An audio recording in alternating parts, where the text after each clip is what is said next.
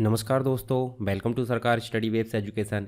चलिए इस क्लास में हम बात करने वाले हैं ई कॉमर्स की, यानी कि ई कॉमर्स से रिलेटेड जितने भी टर्म्स हैं, जितने भी टॉपिक है, सारे टॉपिक हम यहाँ पे कवर करेंगे। तो चलिए शुरू करते हैं, एक एक करके सारे टॉपिक को हम जो है कंप्लीट यहाँ पे करते हैं। इसके पहले मैं आपको बता दूँ, अगर आपने जो है अभी तक वेबसाइट को फॉलो नहीं किया है तो वेबसाइट में आप देखिए, वहाँ पर आपको सारे टॉपिक इसके जो है IT ट्रेंड के या अन्य कोई भी टॉपिक आप देखोगे तो उसमें आपको लगातार जो है अपडेट होते रहेंगे। वेबसाइट आपको देखने को मिलेगी, देखिए आपको sarkarstudywaves.com इस प्रकार से यहाँ पे सर्च करना है। मैं आपको एक बार दिखा देता हूँ। गूगल में चलिए और गूगल में चलने के बाद आपको जो है यहाँ पे क्या करना है, नया वेब पेज खोलना है और यहाँ देखिए, आप ध्यान से देखिए, URL में जाओगे तो sarkarstudywaves.com ये आपको सर्च करना है, ऐसे एंटर करके। और ध्यान से यहाँ देखोगे तो आपको देखिए ये वेबसाइट आपको देखने को मिलेगी। यहाँ पे आपको कोर्स नोट्स के अंतर्गत जाओगे तो DCA, PGDCA, BCA ये सारे टॉपिक धीरे धीरे अपडेट होते रहेंगे। साथ ही उसके अलावा आप देखोगे तो आपको कंप्यूटर ज्ञान वाले जो टॉपिक है, देखिए यहाँ पे आपको विभिन्न टॉपिक है जो आपके लिए मतलब आपके ज्ञान को बढ़ाने का काम करेंगे। साथ ही उसमें आपको अगर कोई चीज़ देखना, जैसे मान लो ई गवर्नेंस के पोर्टल या PPP के बारे में पढ़ना है, इसे क्लिक करें और क्लिक करके आप देखोगे तो इस टॉपिक को आप यहाँ पढ़ भी सकते, इसका वीडियो भी देख सकते हो। देखिए सारी चीज़ें आपको देखने को यहाँ पे मिल जाएगी। ठीक है, तो ये आपके लिए काफ़ी इंपॉर्टेंट चीज़ है और आपके लिए ही इसको लॉन्च किया गया है। दूसरी चीज़, आप टेलीग्राम भी ज्वाइन कर लीजिए, वहाँ पे आपको सारी चीज़ें जो है अपडेट मिलते रहती है। तो चलिए यहाँ पे हम जो है जो ई कॉमर्स है उससे रिलेटेड सारे टॉपिक को यहाँ पे कवर करेंगे। तो सबसे पहले हमको जानना पड़ेगा कि ई कॉमर्स है क्या। तो ई कॉमर्स की अगर बात करें तो ई कॉमर्स को हम सीधे बोल दें तो ई कॉमर्स को इलेक्ट्रॉनिक कॉमर्स बोला जाता है। सबसे पहली बात तो है कि हमको पूरा फॉर्म ही पता होना चाहिए। इलेक्ट्रॉनिक कॉमर्स, क्या नाम है इसका? Electronic commerce. सिंपल अगर बोलें तो इलेक्ट्रॉनिक कॉमर्स जो है वस्तुओं, मतलब जो आपका गुड्स होता है, गुड्स मतलब जो भी प्रोडक्ट होता है, या फिर हम बोल दें सर्विसेज होती है, उसकी ऑनलाइन खरीद और बिक्री जो है, इससे रिलेटेड यहाँ मुख्य चीज़ें देखने को मिल जाती है। सिंपल अगर बोलें तो वस्तुओं और सेवाओं की ऑनलाइन खरीद और बिक्री को हम क्या बोल देते हैं? Electronic commerce. पर क्या इतने तक सीमित है? बिल्कुल नहीं, इसमें और ब्रॉड कैटेगरी यानी कि बहुत बड़ी चीज़ें हैं। ये ई कॉमर्स मतलब बहुत बड़ा टर्म्स है, तो उसके बारे में और विस्तार से यहाँ हम आगे जानने वाले हैं। तो इलेक्ट्रॉनिक कॉमर्स की अगर बात करें तो सबसे पहले अगर देखें तो यहाँ इसका जो अस्तित्व है वो सही मायने में देखें तो 1990 में इसकी शुरुआत हुई। कब? जब अमेजन यहाँ शुरू हुआ। अमेजन आपको देखने को मिलेगा, अमेजन में दिखा देता हूँ आपको। अमेजन एक ऑनलाइन मतलब एक ई कॉमर्स वेबसाइट है जिसके अंतर्गत हम ऑनलाइन शॉपिंग करते हैं। साथ ही बिजनेस भी यहाँ पे देखने को मिल जाते हैं। बिजनेस मतलब जैसे मान लो आप एक बिजनेसमैन हो, आप एक दुकानदार हो, अपनी दुकान की सामग्री आप दूसरे ग्राहक तक अमेजन के माध्यम से, जो अमेजन बिजनेस है उसके माध्यम से पहुँचा सकते हैं। तो ये बहुत सारी ई कॉमर्स से रिलेटेड बहुत सारी सर्विसेज यहाँ मिल जाती है। वीडियो है, ई बुक है, या फिर बहुत सारे प्रोडक्ट वगैरह आपको देखने को मिल जाते हैं।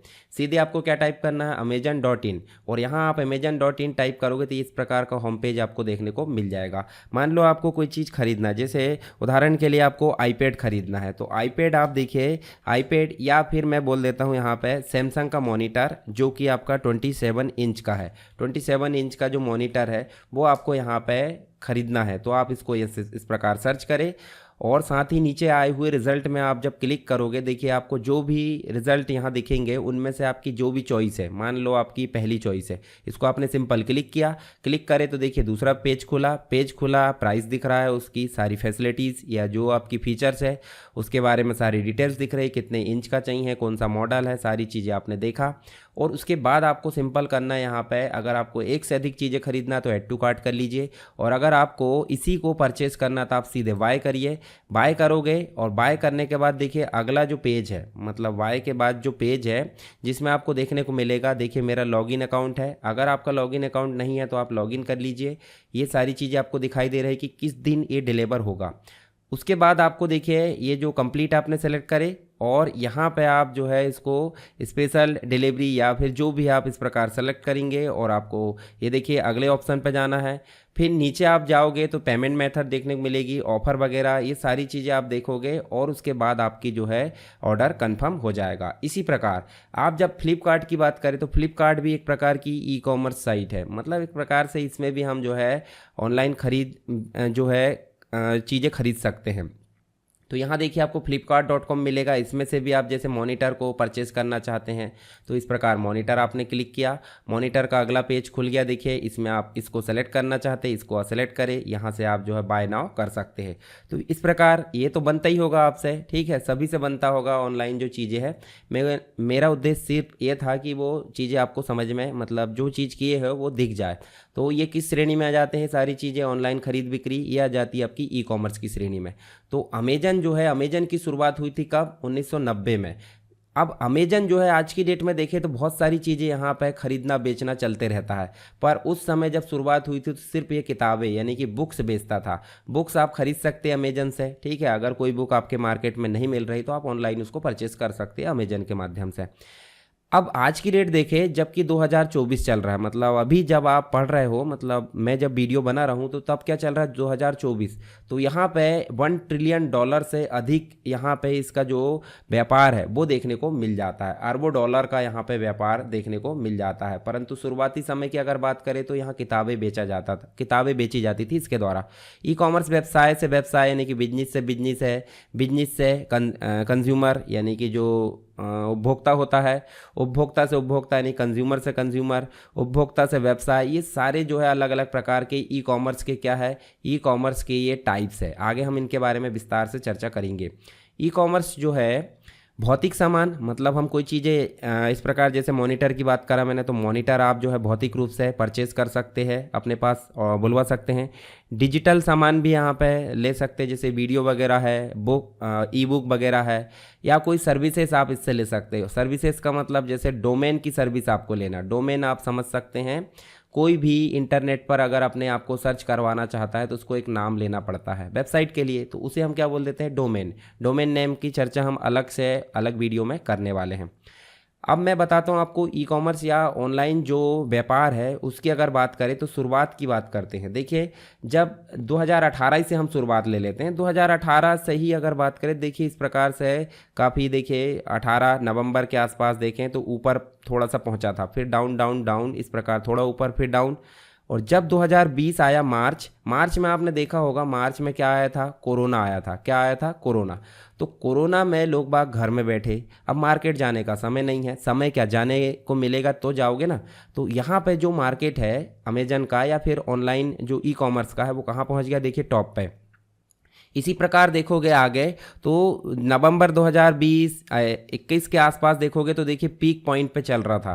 फिर आया देखिए धीरे धीरे जब कोरोना की सेकेंड लहर यहाँ पे ख़त्म होने लगी तो देखिए डाउन हो गया, थोड़ा सा ऊपर गया, फिर से फिर डाउन हो गया देखिए 22 में। और अभी की बात करें तो लगभग इसी श्रेणी में ये चल रहा है। तो ये ग्राफ था किसका? ई कॉमर्स का, ये आपने देख लिए। आगे बात करते हैं, देखिए इसी तरह ग्राफ आपको देखने को मिलेगा जब आप बात करेंगे 2000 की। तो 2000 से लेके 18 तक देखें तो धीरे धीरे देखिए 2020 में सबसे ज़्यादा पीक पॉइंट पे था जो ई कॉमर्स का सेल था। चलिए आगे बात कर लेते हैं। ये आपने फ्लिपकार्ट देख लिया, अमेजन देख लिया। अमेजन में आप जो परचेस कैसे करते वो आपको बनता ही होगा, नहीं बनता तो अलग से मैं बता दूंगा, हालांकि इतना बताने की ज़रूरत नहीं, आप इतने समझदार तो है। चलिए ई कॉमर्स क्या है? ई कॉमर्स जो है, ई कॉमर्स जो है ई व्यवसाय हम इसे बोल सकते हैं, इलेक्ट्रॉनिक व्यवसाय। इंटरनेट के माध्यम से व्यापार का संचालन ही क्या कहलाता है? ई कॉमर्स कहलाता है, जिसके माध्यम से खरीदना बेचना, जिसमें आप देखिए सेवाएं भी हो सकती है, व्यापार के भागीदारों के साथ सहयोग, ये सारी सुविधाएं कहाँ देखने को मिल जाती है? ई कॉमर्स के अंतर्गत देखने को मिल जाती है। यहाँ देखिए आपको बुनियादी बेसिक स्ट्रक्चर देखने को मिल जाता है ई कॉमर्स का। उपभोक्ता मूल्यवर्धित जो प्रकार है उसके व्यापारों के लिए जो है इंटरनेट कई अवसर प्रस्तुत करता है। तो ये सारी चीज़ें किसके अंतर्गत आ जाती? E commerce. मूल्यवर्धित क्या होता है? मान लो कोई कच्चा माल है, कच्चा माल मतलब मान लो आपने टमाटर लाए, टमाटर 100 किलो की जो कॉस्ट है एक निश्चित, मान लीजिए 100 किलो की कॉस्ट 20 के हिसाब से अगर देखें तो ये हो गई आपकी कितनी? 2000। पर 2000 रुपये आपकी कच्चे माल की कॉस्ट है। इससे बनाया जाता है टोमेटो केचप, तो बनाने में मान लो लगा कितना? 1000 रुपये। कितना लगा? 1000। तो 1000 रुपये जो है वो आपकी मूल्यवर्धित यहाँ पे वैल्यू कहलाएगी। इसी पे क्या लगता है? टैक्स भी लगता है। आगे चलिए, ये तो बात की बात है, बेसिक चीज़ें हम समझते हैं। तो ई कॉमर्स के अंतर्गत आपको गेम्स परचेज देखने को मिल जाते हैं, वीडियो देखने को मिल जाता है, ई बुक देखने को मिल जाता है, डोमेन नेम है, ई लर्निंग यहाँ पर देखने को मिल जाती है, सारी चीज़ें। ई लर्निंग मतलब हो जाता है ऑनलाइन जो एजुकेशन होता है उसे हम ई लर्निंग बोल देते हैं। डोमेन नेम जैसे मान लीजिए .com है, .net है, .org है, ठीक है, सारी चीज़ें आपको डोमेन नेम की श्रेणी में देखने को मिल जाती है। चलिए डोमेन नेम की बात करें तो डोमेन नेम थोड़ा सा मैं आपको बता देता हूँ। चलिए यहाँ पे जो है डोमेन नेम जैसे हम सर्च करेंगे, यहाँ पे मान लो हमने ये डोमेन नेम इस प्रकार सर्च करे तो डोमेन नेम की सर्विस प्रोवाइड करने वाली भी बहुत सारी वेबसाइट हमको देखने को मिल जाती है। तो देखिए सबसे ज़्यादा प्रचलित यहाँ पर GoDaddy और एक hostinger.com.in देखने को मिल जाता है, godaddy.com और होस्टिंगर। तो यहाँ डोमेन नेम में आप क्लिक करोगे, डोमेन नेम आप अपनी वेबसाइट बनाना चाहते हैं तो आप अपना खुद का नाम जो ऑनलाइन सर्च किया जाना, जैसे मान लीजिए देखिए सरकार स्टडी वेब्स आपको देखने को मिलेगा, ये डोमेन है और उसका टाइप क्या है .com। तो ये मतलब जो आपके लिए बनाई गई साइट है, ठीक है, आपकी ही साइट मान लीजिए उसे। तो यहाँ पे आप देखोगे तो आपको सर्च करने को मिलेगा डोमेन, जो आप डोमेन रखना चाहते हैं, उसके प्राइजेस वगैरह भी, ठीक है, सारी सर्विसेज आपको यहाँ पे देखने को मिल जाएगी। इसी प्रकार आपको GoDaddy में भी देखने को मिल जाएगा डोमेन नेम सर्च करना, मतलब आप जो डोमेन नेम रखना चाहते हैं। जैसे मान लो मैं आपको दिखाना चाहता हूँ, जैसे सरकार स्टडी वेब्स, ये मैंने लिखा और यहाँ लिख दिया डायरेक्ट .com, ऐसे एंटर करा मैंने। तो देखिए आगे जब देखोगे आप तो यहाँ देखिए जो .com है, .com देखिए ऑलरेडी टेकन है। ऑलरेडी टेकन मतलब ऑलरेडी इसको परचेज कर लिया गया है। तो आप परचेज कर लिया गया है मतलब आप देख सकते हैं यहाँ पे ये ऑलरेडी चल रहा है। तो जो ऑलरेडी चल रहा है वो आपको नहीं मिलेगा, ये ध्यान रखना, ठीक है। आपको कौन सा लेना पड़ेगा, जो अभी अवेलेबल, जैसे .in अभी देखिए आप देख सकते हैं, ये आप परचेस कर सकते हैं। क्यों? क्योंकि ये जो है आपको मिल जाएगा। उसके अलावा भी कुछ सजेशन दे रहा है, जैसे मान लीजिए सरकार स्टडी वेब्स .co, तो आपकी जो संस्था है उस हिसाब से आप जो है इसको परचेस कर सकते हो, ठीक है। इसके अलावा आप ध्यान से देखेंगे यहाँ पे तो देखिए ऐसे सभी क्षेत्र जिनके माध्यम से ग्राहकों को सुविधाएं देकर उससे जो है आर्थिक लाभ लिया जाता है, और ऐसे क्षेत्र जिससे सीधे धन का आदान प्रदान न कर विज्ञापन के माध्यम से आर्थिक लाभ लिया जाता है, ये सारी चीज़ें कहाँ शामिल कर ली जाती है, ई कॉमर्स में। इसके अलावा आज इंटरनेट के माध्यम से ई कॉमर्स का जो यूज़ है काफ़ी लोग करते हैं, वेबसाइट के माध्यम से इसका इस्तेमाल करते हैं, ठीक है। और वेबसाइट जो कहलाती है वो कहलाती है ई कॉमर्स वेबसाइट। जैसे हमने अभी बात करी अमेजन की, तो अमेजन.com जो है क्या है, .in है। अमेजन.in जो है एक प्रकार की ई कॉमर्स वेबसाइट है। फ्लिपकार्ट.com भी ई कॉमर्स वेबसाइट है। शॉपिफाई है, इसके अलावा मिंत्रा है, ठीक है, ईबे है, क्विकर है, OLX है, ये सब क्या है, ई कॉमर्स साइट है। तो इनके बारे में भी आगे हम बात करेंगे, अलग अलग कैटेगरी में इनको शामिल किया जाता है। इसके अलावा हम बात कर लेते हैं अब क्या, history of e commerce. E commerce की हिस्ट्री, तो ई कॉमर्स की हिस्ट्री की अगर बात करें, सबसे पहला एक डिपार्टमेंट बनाया गया था जिसका नाम था EDI, इलेक्ट्रॉनिक डेटा इंटरचेंज। ये 1970 में बना था। ये तकनीक का प्रयोग करके ई कॉमर्स को इंट्रोड्यूस किया गया था और इसके माध्यम से व्यावसायिक दस्तावेज जो कि परचेस ऑर्डर थे, इनवॉइस इलेक्ट्रॉनिक रूप से भेजा जाता था। ये सारी चीज़ें जो है वेब फॉर्म के नाम से जानी जाती थी। अब वेब फॉर्म क्या होता है, वेब फॉर्म की अगर बात करें तो आपको वेब फॉर्म जैसे इस प्रकार आप गूगल फॉर्म की बात करें तो गूगल फॉर्म भी एक प्रकार का वेब फॉर्म है। मान लीजिए हमको सामने हमारे जितने भी एम्प्लॉई है या फिर स्टूडेंट है उनके लिए टी शर्ट ऑर्डर करना है, तो टी शर्ट का देखिए किस व्यक्ति को कौन सी टी शर्ट लगेगी, उसके लिए हम क्या चाहते हैं, यहाँ पे सामने वाला खुद फिल करके दे उसका रिकॉर्ड। तो यहाँ शॉर्ट मतलब नाम हम फिल करवाएंगे, उसका जो साइज़ लगेगा टी शर्ट का वो फिल करवाएंगे, ठीक है, और कुछ एक्स्ट्रा अगर चीज़ें लिखना है तो वो, और इस प्रकार हम बनाकर इसको क्या कर देंगे, सबमिट कर देंगे। तो सामने वाला व्यक्ति आएगा, यहाँ पे XYZ जो भी व्यक्ति है इस प्रकार नाम फिल करा, टी शर्ट का साइड मान लीजिए उसको L लग रहा, तो L उसने यहाँ पे सेलेक्ट करा और उसके बाद यहाँ पे कुछ लिखना है और उसके बाद उसको सबमिट करना है। तो इस प्रकार देखिए उसका जो रिस्पॉन्स है हमारे पास में फीड हो जाएगा। तो ऐसे ही ये वेब फॉर्म था जो शुरुआत में आपको देखिए जो EDI मतलब इलेक्ट्रॉनिक डेटा इंटरचेंज, इस तकनीक का प्रयोग करके यहाँ शुरुआत की गई थी ई कॉमर्स की। इसका उद्देश्य क्या था, गुड्स और जो प्रोडक्ट थे उसकी खरीदारी www यानी कि जो ऑनलाइन या वेब पर HTTP सर्वर के द्वारा ई शॉपिंग, इलेक्ट्रॉनिक भुगतान सेवा इत्यादि करना था। साथ ही 1979 के अंतर्गत अगर देखें तो अमेरिकन नेशनल स्टैंडर्ड इंस्टीट्यूट, जिसने ASC X12 को इलेक्ट्रॉनिक नेटवर्क के माध्यम से डॉक्यूमेंट को शेयर करने के व्यवसाय के लिए एक यूनिवर्सल स्टैंडर्ड के रूप में विकसित किया। ठीक है, तो उस समय की बात है 1979 की। इसके अलावा हम बात कर लेते हैं ईबे की, जो भी इलेक्ट्रॉनिक साइट है, इसके बगैर तो हम बात नहीं कर सकते। दूसरा अमेजन। तो ये दोनों के बगैर अगर इलेक्ट्रॉनिक ट्रांजेक्शन या ई कॉमर्स की बात करें तो वो सोचना हमको असंभव लगता है, क्योंकि शुरुआत कहाँ से हुई है? इन्हीं से, अमेजन से और ईबे से। कंप्यूटर का प्रयोग हर क्षेत्र में अधिक से अधिक होने लगा। बिजनेसमैन अपने व्यवसाय का विस्तार करने के लिए कंप्यूटर के माध्यम से जो है उसका उपयोग कर रहा है, और इसके प्रयोग से कम समय में अधिक से अधिक कार्य संपन्न हो जाता है। आप आज की डेट में देखें तो बिना कंप्यूटर के कोई भी डिपार्टमेंट, कोई भी दुकान यहाँ पे नहीं रह गई है। इसके अलावा कोई भी सूचना कम समय में एक स्थान से दूसरे स्थान पर दुनिया के कहीं भी या किसी भी कोने में भेजी जा सकती है। दूसरी, प्राप्त भी की जा सकती है।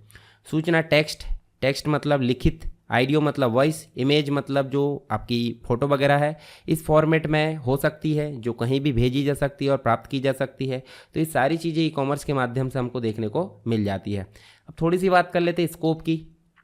ई कॉमर्स का स्कोप क्या है? तो आप देख सकते हैं आज की डेट में ई कॉमर्स जो है अब इंटरनेट पर किया जाने वाला एक महत्वपूर्ण काम बन गया है। बिना ई कॉमर्स के हम जो है कोई भी चीज़ें नहीं सोच सकते। मतलब अगर बात करें ऑनलाइन की, तो ऑनलाइन आज की डेट में महत्वपूर्ण अंग बन गया है सभी व्यक्तियों के लिए। बहुत सी वेबसाइट में उनके उत्पादों, मतलब जो प्रोडक्ट होते हैं, जो सर्विसेज होती है, उसको ऑनलाइन खरीदने, आदेश करने की सुविधा उपलब्ध होती है, और इन वेबसाइट को विशेष रूप से ई कॉमर्स के लिए ही तैयार किया जाता है। जैसे हमने बात करें किसकी? अमेजन की, हमने बात करें फ्लिपकार्ट की, मिंत्रा की। ये सारी चीज़ें क्या है? ई कॉमर्स वेबसाइट है जो ई कॉमर्स से रिलेटेड सारी सर्विसेज प्रोवाइड करती है। इसमें वे सभी व्यापारिक गतिविधियां शामिल है जो इंटरनेट और अन्य कंप्यूटर नेटवर्कों का उपयोग करते हैं। उदाहरण के लिए इलेक्ट्रॉनिक फंड ट्रांसफ़र की सुविधा यहाँ पे हो जाती है। जैसे हम बात करें वेबसाइट कौन सी? कोई बैंक की, तो वहाँ पे फंड ट्रांसफ़र की सुविधा हमको मिल जाती है। सप्लाई चेन मैनेजमेंट मिल जाता है। इलेक्ट्रॉनिक मार्केटिंग यानी कि ऑनलाइन मार्केटिंग आप कर सकते हैं। ट्रांजैक्शन प्रोसेसिंग हो जाती है। Electronic data interchange, automated inventory management system होता है, ऑटोमेटेड डेटा कलेक्शन। ये सारी गतिविधियाँ या एक्टिविटी हमको ई कॉमर्स की सर्विसेज के अंतर्गत देखने को मिल जाती है। इसके अलावा फ़ायदे तो अनलिमिटेड है। जैसे उदाहरण के लिए देखें तो हम ई कॉमर्स जो उपभोक्ता होते हैं वो सस्ते और क्वालिटी प्रोडक्ट को देखने का उनको मौका मिल जाता है, चाहे वो दुनिया के किसी भी कोने में हो। किसी दूसरे कोने में जो व्यापार चल रहा है उसको ऑनलाइन वो देख सकते हैं, उसकी जो प्रोडक्ट है उसको देख सकते हैं। इसके अलावा नेशनल तथा इंटरनेशनल दोनों ही मार्केट में जो बिजनेस एक्टिविटी उसकी डिमांड को बढ़ाता है। मतलब यहाँ बैठा व्यक्ति दूसरे स्टेट में बैठे व्यक्ति या दूसरे शहर में, दूसरे देश में वैसे बैठे जो व्यक्ति है उसके द्वारा जो व्यापार चलाया जा रहा है उसकी मांग वो कर सकता है। यह एक बिजनेस कंसर्न या व्यक्तिगत रूप से ग्लोबल मार्केट में पहुंचने के लिए यहाँ पर सक्षम बनाता है। ऑनलाइन शॉपिंग सामान्यतः अधिक सुविधाजनक होती है तथा पारंपरिक शॉपिंग की अपेक्षा टाइम सेविंग भी होता है, क्योंकि जगह पे बैठे रहते हैं ना हम, कहीं दूसरी जगह जाने की ज़रूरत नहीं पड़ती। इसके माध्यम से छोटे एंटरप्राइजेस प्रोडक्ट की खरीदारी, बेचना तथा सर्विसेज के लिए ग्लोबल मार्केट में एक्सेस कर सकते हैं। ठीक है, ग्लोबल मार्केट मतलब दुनिया के किसी भी कोने से हम जो है कोई भी चीज़ें सर्च कर सकते हैं और उसे परचेज भी कर सकते हैं।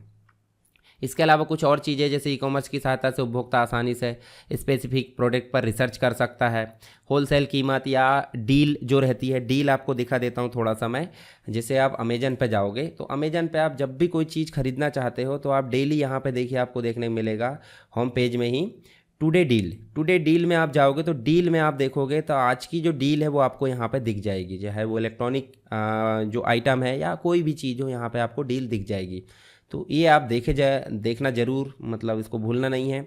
और फ्लिपकार्ट में तो आपको ऑफ़र जो है यहीं पे दिख जाते हैं, या फिर आप प्लस मेंबर हो या जैसा भी तो उसमें आपको डील देखने को मिल जाती है।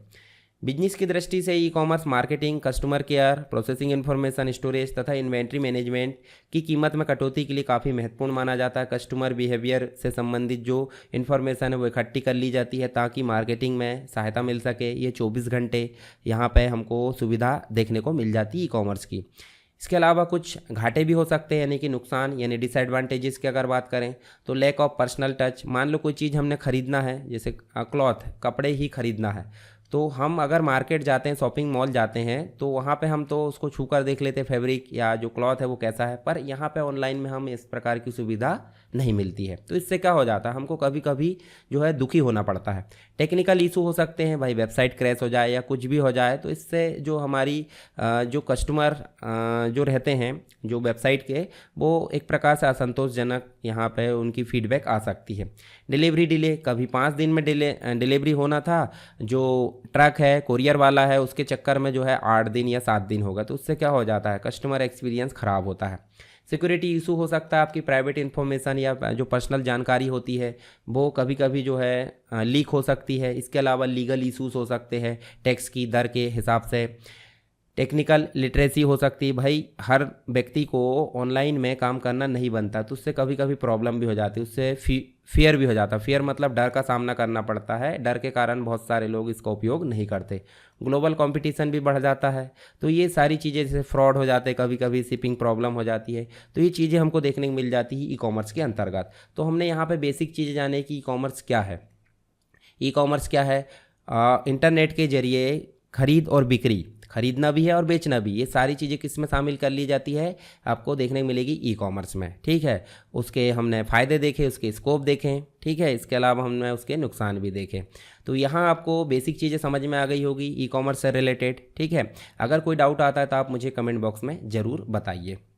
चलिए अब हम यहाँ पे बात करने वाले हैं किसकी, ई कॉमर्स के अंतर्गत टेक्नोलॉजी की। तो टेक्नोलॉजी जो होती है ई कॉमर्स की वो कौन कौन सी होती है, मतलब ई कॉमर्स के अंतर्गत जो टेक्नोलॉजी वो कौन कौन सी उपयोग की जाती है, तो वो इसके बारे में हम यहाँ पे विस्तार से चर्चा करेंगे। तो ई कॉमर्स क्या है वो चीज़ तो आपने जान ली। ई कॉमर्स मतलब इंटरनेट या कंप्यूटर के माध्यम से वस्तुओं की खरीद बिक्री और साथ में सेवाओं की खरीद बिक्री को क्या बोला जाता है, ई कॉमर्स बोला जाता है। अब वस्तुओं की बात करें तो कोई प्रोडक्ट हो सकता है, परंतु यहाँ पर सर्विसेज की बात करें तो डोमेन नेम की सर्विस हो सकती है, ई बुक की सर्विस हो सकती है, और बहुत सारी प्राइम वीडियो, बहुत सारी सर्विसेज यहाँ देखने को मिल जाती है। तो इस सारी सर्विसेज ऑनलाइन खरीद और बिक्री, इनको क्या बोला जाता है, इनको ई कॉमर्स की श्रेणी में रखा जाता है। अब जब ई कॉमर्स चल रहा है किसके माध्यम से, कंप्यूटर और किसके माध्यम से, इंटरनेट के माध्यम से, तो सिंपल सी बात है, सिर्फ कंप्यूटर और इंटरनेट तो उपयोग नहीं होंगे, यहाँ बहुत सारी चीज़ें इंटरनली उपयोग होती है, उसी को शामिल किया जाता है टेक्नोलॉजी के अंतर्गत। तो टेक्नोलॉजी ई कॉमर्स खरीदारों और विक्रेताओं, खरीदारों मतलब जो परचेस करने वाले हैं यानी कि जो खरीदने वाले हैं, और विक्रेता मतलब जो सेलर होते हैं। ठीक है, तो यहाँ पे खरीदार और विक्रेता के बीच में ऑनलाइन लेन देन को प्रोसेस करने के लिए विभिन्न वेबसाइट्स की ज़रूरत होती है जो उस काम को कर सके, विभिन्न मोबाइल ऐप की ज़रूरत होती है, सोशल मीडिया ऐप की ज़रूरत होती है। तो ये सारी चीज़ें जो होती है डिजिटल तकनीक का उपयोग करता है। ठीक है, इसके अलावा ई कॉमर्स में उपयोग की जाने वाली कुछ विभिन्न तकनीक है, जैसे कि मान लो वर्चुअल रियलिटी या ऑगमेंटेड रियलिटी आप देखें। इसके अलावा आप देखोगे तो आपको ब्लॉकचेन टेक्निक देखने को मिलेगी, मोबाइल कॉमर्स देखने को मिलेगा, साथ ही आपको देखने को मिलेगा यहाँ पर सोशल कॉमर्स है, मशीन लर्निंग देखने को मिलेगी, सप्लाई चेन सॉफ्टवेयर है, कन्वर्सेशनल जो जैसे अपन बातचीत करते हैं कि नहीं, तो कन्वर्सेशनल जो है मतलब जो कन्वर्सेशनल जो कॉमर्स है वो देखने को मिल जाएगा, आर्टिफिशियल इंटेलिजेंसी देखने को मिलेगी, आईओटी यानी कि इंटरनेट ऑफ थिंग्स देखने को मिल जाती है। इसके अलावा भी बहुत सारी टेक्नोलॉजी है वो उपयोग होती है, परंतु हम बात करेंगे इन्हीं के बारे में थोड़ी थोड़ी यहाँ पे जानकारी। सबसे पहले बात करेंगे किसकी, वर्चुअल रियलिटी और ऑगमेंटेड रियलिटी की। तो वर्चुअल रियलिटी क्या होती है, वर्चुअल रियलिटी मतलब फील करना। मान लो आपने ऑनलाइन कोई प्रोडक्ट देखा, चलिए मैं आपको यहाँ पर समझाता हूँ। ये देखिए, आप मान लीजिए ये आपके पास में मॉनिटर आपने मॉनिटर देखे, तो मॉनिटर को जो है आप अपने टेबल पर या फिर यहाँ पे आप चाहोगे तो आप देखिए मेन शर्ट, मतलब इस प्रकार से फॉर्मल शर्ट आपने सर्च किया, और सर्च करने के बाद आप देखोगे तो इसको आपने क्लिक किया। ठीक है, और क्लिक करने के बाद आप देखिए इसको आप थोड़ा अच्छे से देखोगे तो आप इस सेट में अपने आप को पाओगे और आप फील करोगे। तो इसी को क्या बोल देते हैं, इसी को बोल देते हैं वर्चुअल रियलिटी। ठीक है, इसके अलावा आप देखोगे तो वास्तविक जीवन में ये कैसा लगेगा, ये सारी चीज़ें आपको देखने को मिलेगी वर्चुअल रियलिटी और ऑगमेंटेड रियलिटी। तो फील करना, उसमें डूब जाना यानी कि तल्लीन हो जाना उसमें, वो हमारे लिए कैसा लगेगा, हमको हम कैसे उसमें जचेंगे या नहीं जचेंगे, सारी चीज़ें किसके अंतर्गत शामिल की जाती है, वर्चुअल रियलिटी और ऑगमेंटेड रियलिटी। ये टेक्निक यूज़ की जाती है ई कॉमर्स के अंतर्गत। दूसरी टेक्निक की अगर बात करें तो ब्लॉकचेन टेक्निक यहाँ देखने को मिल जाती है।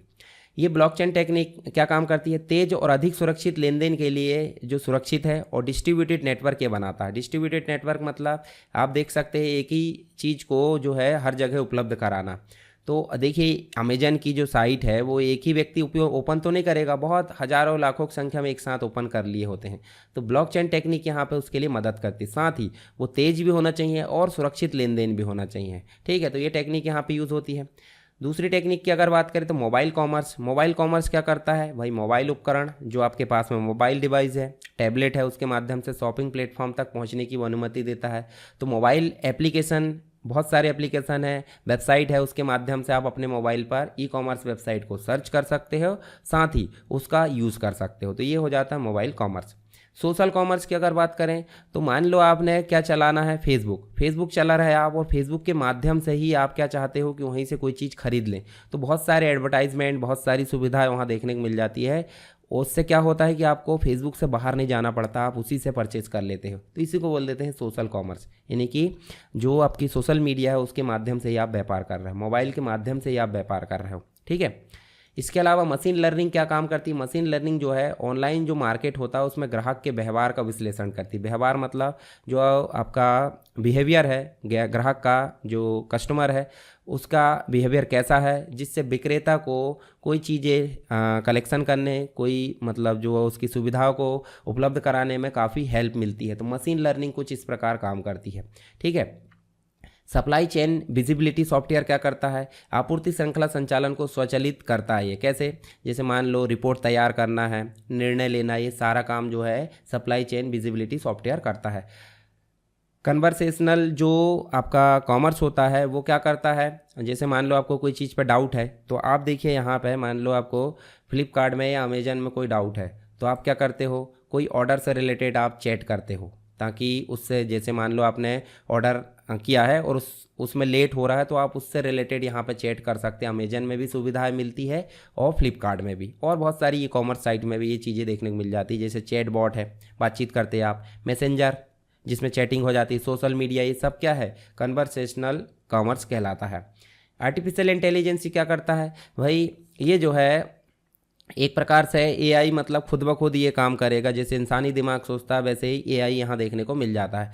जैसे आपने देखा होगा चैट जीपीटी जो है एआई है, परंतु आपको ई कॉमर्स वेबसाइट में भी आर्टिफिशियल इंटेलिजेंस देखने को मिल जाती है, जो व्यक्तिगत रुचि को समझने और उसकी सेवाओं में बढ़ावा देने के लिए यहाँ पर हेल्प करती है। इसके अलावा इंटरनेट ऑफ थिंग्स की अगर बात करें तो ये सेंसर्स और प्रोसेसिंग जो कैपेसिटी एबिलिटी होती है, सॉफ्टवेयर है, इन सभी तकनीक के लिए काफ़ी हाई लेवल पर काम करती है। तो आईओटी जो है एक प्रकार से आपके दिमाग या अपने जो भी जो बहुत सारे आपके इंस्ट्रूमेंट होते हैं, जो आप स्मार्ट वॉच का उपयोग करते हो, ठीक है, या फिर आप जो है ईयरफोन का उपयोग करते हो, तो ये अलग अलग प्रकार के जो गैजेट्स होते हैं वो सभी सेंसर वाले हो गए हैं। तो उसी को इसमें शामिल कर लिया जाता है, किसमें, आईओटी में, इंटरनेट ऑफ थिंग्स में। मतलब आप अगर किसी वेबसाइट से कोई चीज़ ऑर्डर करना था, आप बोल कर करा सकते हो अपने मोबाइल से या फिर कोई गैजेट से।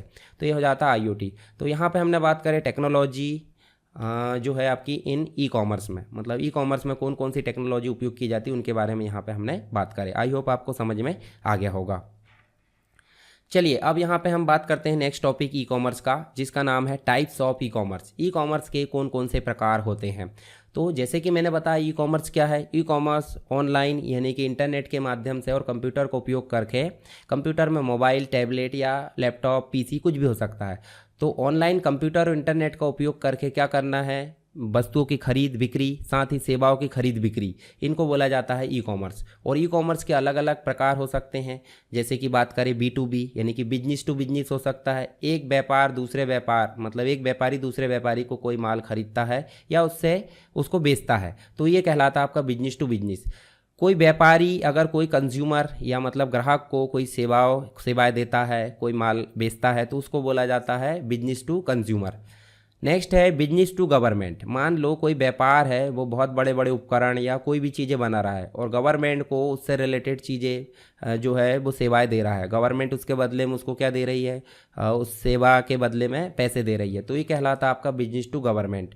इसके अलावा आपको देखने को मिलेगा कंज्यूमर से कंज्यूमर, ग्राहक टू ग्राहक। अब सीधे ग्राहक से ग्राहक तो क्या होता है, यहाँ पे व्यापार नहीं होता, तो मीडिएटर के रूप में कोई थर्ड पार्टी का उपयोग किया जाता है। थर्ड पार्टी मतलब कोई वेबसाइट हो सकती है, कोई ऐप हो सकता है, या और कोई माध्यम हो सकता है। तो वो ऐप और वेबसाइट बीच में कमीशन ले लेगा, इन दोनों के बीच में व्यापार का। तो जैसे आप देखोगे OLX हो सकती है, तो वो कहलाती है आपकी consumer to consumer e commerce website. इसके अलावा कंज्यूमर टू बिजनेस हो सकता है। मान लो उदाहरण के लिए हम जो है फ्रीलांसर जॉब कर रहा है, हम कोई कंपनी का प्रोजेक्ट यहाँ पे कंप्लीट कर रहा है और कंपनी हमको उसके बदले में उसके लिए चार्जेस पे करेगी। तो क्या है, ये हम बिजनेस के लिए काम कर रहे हैं ना। कौन काम कर रहा है, कंज्यूमर। तो सिंपल सी बात हम यहाँ पे देख सकते हैं बिजनेस टू मतलब कंज्यूमर टू बिजनेस हो जाएगा। फिर एक और चीज़ हो जाती है कंज्यूमर टू गवर्नमेंट। आप देखिए एक ITR फिल कर रहे हो, मतलब आप जो टैक्स पे कर रहे हो, टैक्स रिटर्न जो है इनकम टैक्स रिटर्न फिल कर रहे हो, तो आप किसके लिए काम कर रहे हो, गवर्नमेंट के लिए। मतलब गवर्नमेंट का जो काम है वो कर रहे हैं आप। तो सिंपल सी बात है, आप क्या कर रहे हो, कंज्यूमर टू गवर्नमेंट वाला जो ई कॉमर्स है उसका यूज़ कर रहा है। आप कोई बिल पे कर रहे हो, बिल मतलब इलेक्ट्रिसिटी बिल हो सकता है या और कोई बिल हो सकता है। तो आप किसके लिए काम कर रहे हो, वो आप जो है सर्विसेज प्रोवाइड कर रहे हैं गवर्नमेंट को। ठीक है, तो ये बेसिक चीज़ है। चलिए इसके बारे में और जान लेते हैं। यहाँ पे हम बात करते हैं B2B की।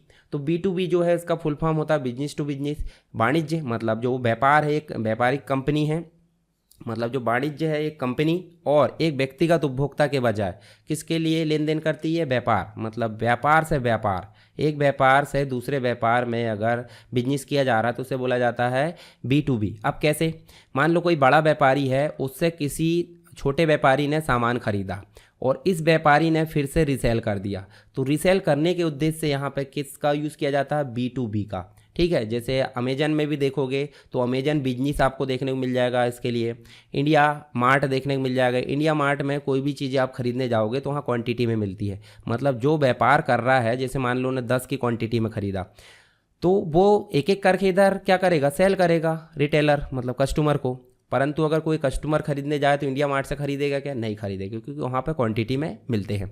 जियो मार्ट में भी कुछ इसी प्रकार की चीज़ें देखने को मिल जाती है। सब क्या है, आपकी B2B टेक्निक है। B2C का मतलब हो जाता है बिजनेस टू कस्टमर। कंज्यूमर का मतलब जो आपका कस्टमर होता है या ग्राहक होता है। तो बिजनेस टू कंज्यूमर एक प्रकार का वाणिज्य है, मतलब व्यापार है, जहाँ कोई व्यवसाय व्यक्तिगत उपभोक्ताओं को उत्पाद या सेवाओं को बेचता है। उदाहरण के लिए अमेजन सिंपल अगर देखें तो हम कोई चीज़ उससे खरीदते हैं तो वो क्या है, व्यापारी है और हम कंज्यूमर हो गए। ईबे भी आप एक देख सकते क्या है, B2C है। फ्लिपकार्ट भी B2C के लिए काम करता है। तो ये सब हो जाएंगे B2C।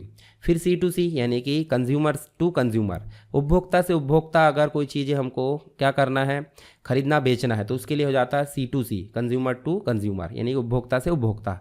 तो यहाँ पे इसके लिए तीसरा पक्ष यानी थर्ड पार्टी ऐप या थर्ड पार्टी जो विक्रेता उसका यूज़ किया जाता है, उसके बदले में वो कमीशन लेता है। जैसे OLX है, ये कंज्यूमर टू कंज्यूमर के लिए काम करता है। क्विकर आपका कंज्यूमर टू कंज्यूमर के लिए काम करता है और पेपाल भी आपका इसी के लिए काम करता है। इसके बाद हम देखें C2B, मतलब C2B का मतलब हो जाता है कोई व्यापार के लिए हम अपनी सेवाएं दे रहे हैं, व्यापार को हम अपनी सेवाएं दे रहे हैं, तो उसके लिए यहाँ पे क्या यूज़ किया जाता है, C2B यानी कि कंज्यूमर टू बिजनेस। तो यहाँ पे आप देखोगे तो आपको ऑनलाइन जॉब पोर्टल देखने को मिल जाते हैं, monster.com है या times.com है, फ्रीलांसिंग जॉब वेबसाइट है। तो ये सब क्या है, आपकी C2B के लिए काम करती है। B2A की अगर बात करें तो बिजनेस टू एडमिनिस्ट्रेशन एक प्रकार का ई कॉमर्स मॉडल है, जहां व्यवसाय सरकारी एजेंसी या सार्वजनिक प्रशासन को उत्पाद या सेवाएं बेचते हैं। तो इसके लिए यहाँ देखने को मिल जाएगा ओपन गवर्नमेंट है, या फिर हम बोल सकते हैं डेटा प्रोटेक्शन कंपनीज है, जो गवर्नमेंट को अपनी सर्विसेज प्रोवाइड करती है, उसके बदले में वो चार्जेस लेते हैं। इसके अलावा C2A यानी कि उपभोक्ता से प्रशासन, जैसे मान लो टैक्स रिटर्न फिल करना है, बिल पे करना है, तो प्रशासन को हम अपनी सर्विसेज प्रोवाइड कर रहा है। तो यहाँ पे हो जाएगा आपका C2A। तो ये हमने यहाँ पे बात की किसकी, टाइप्स ऑफ ई कॉमर्स की। आई होप आपको समझ में आ गया होगा। ठीक है, एक एक करके हमारे सारे टॉपिक यहाँ पे कंप्लीट होते जा रहे हैं, मतलब हम क्या पढ़ रहे हैं, ई कॉमर्स। ठीक है, अगर कोई प्रकार का डाउट होता है तो आप मुझे कमेंट बॉक्स में बताते रहिए। चलिए अब नेक्स्ट टॉपिक जो कि ई कॉमर्स के अंतर्गत ही आता है, इसके बारे में हम बात करेंगे। इस टॉपिक का नाम है आपका ई शॉपिंग। ई शॉपिंग को इलेक्ट्रॉनिक शॉपिंग या ऑनलाइन शॉपिंग का नाम भी हम दे सकते हैं। तो चलिए इसके बारे में जानते हैं थोड़ा सा डिटेल में। तो ई शॉपिंग जिसे इलेक्ट्रॉनिक कॉमर्स, ई कॉमर्स के रूप में भी जाना जाता है, खरीद बिक्री एक प्रकार से बोलें, हालांकि इसमें बिक्री नहीं होती परंतु हम खरीदते हैं। तो इसे हम देखिए यहाँ पे इंटरनेट के माध्यम से हम जो प्रोडक्ट होते हैं और सेवाओं की खरीद बिक्री यहाँ देख सकते हैं। कंप्यूटर, टैबलेट, स्मार्टफोन या अन्य कोई स्मार्ट उपकरणों पर संचालित किया जा सकता है इस चीज़ को, किसको, ऑनलाइन शॉपिंग को।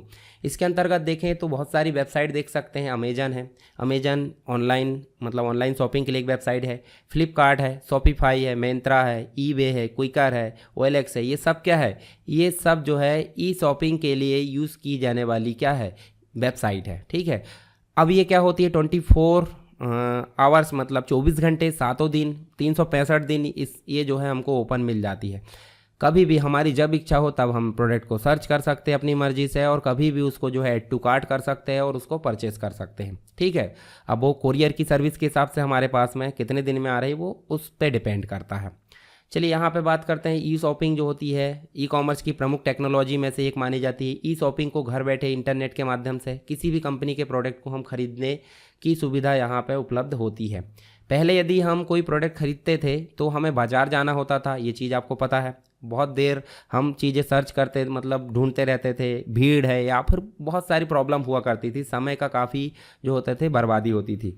तो इन चीज़ों के बजाय अगर देखें तो ऑनलाइन हम घर बैठे क्या कर सकते हैं, कोई भी चीज़ों को इंटरनेट और कंप्यूटर के माध्यम से सर्च कर सकते हैं और उसे परचेज़ कर सकते हैं। ये फ़ायदा देखने को मिला किसमें, ई शॉपिंग यानी कि ऑनलाइन शॉपिंग में।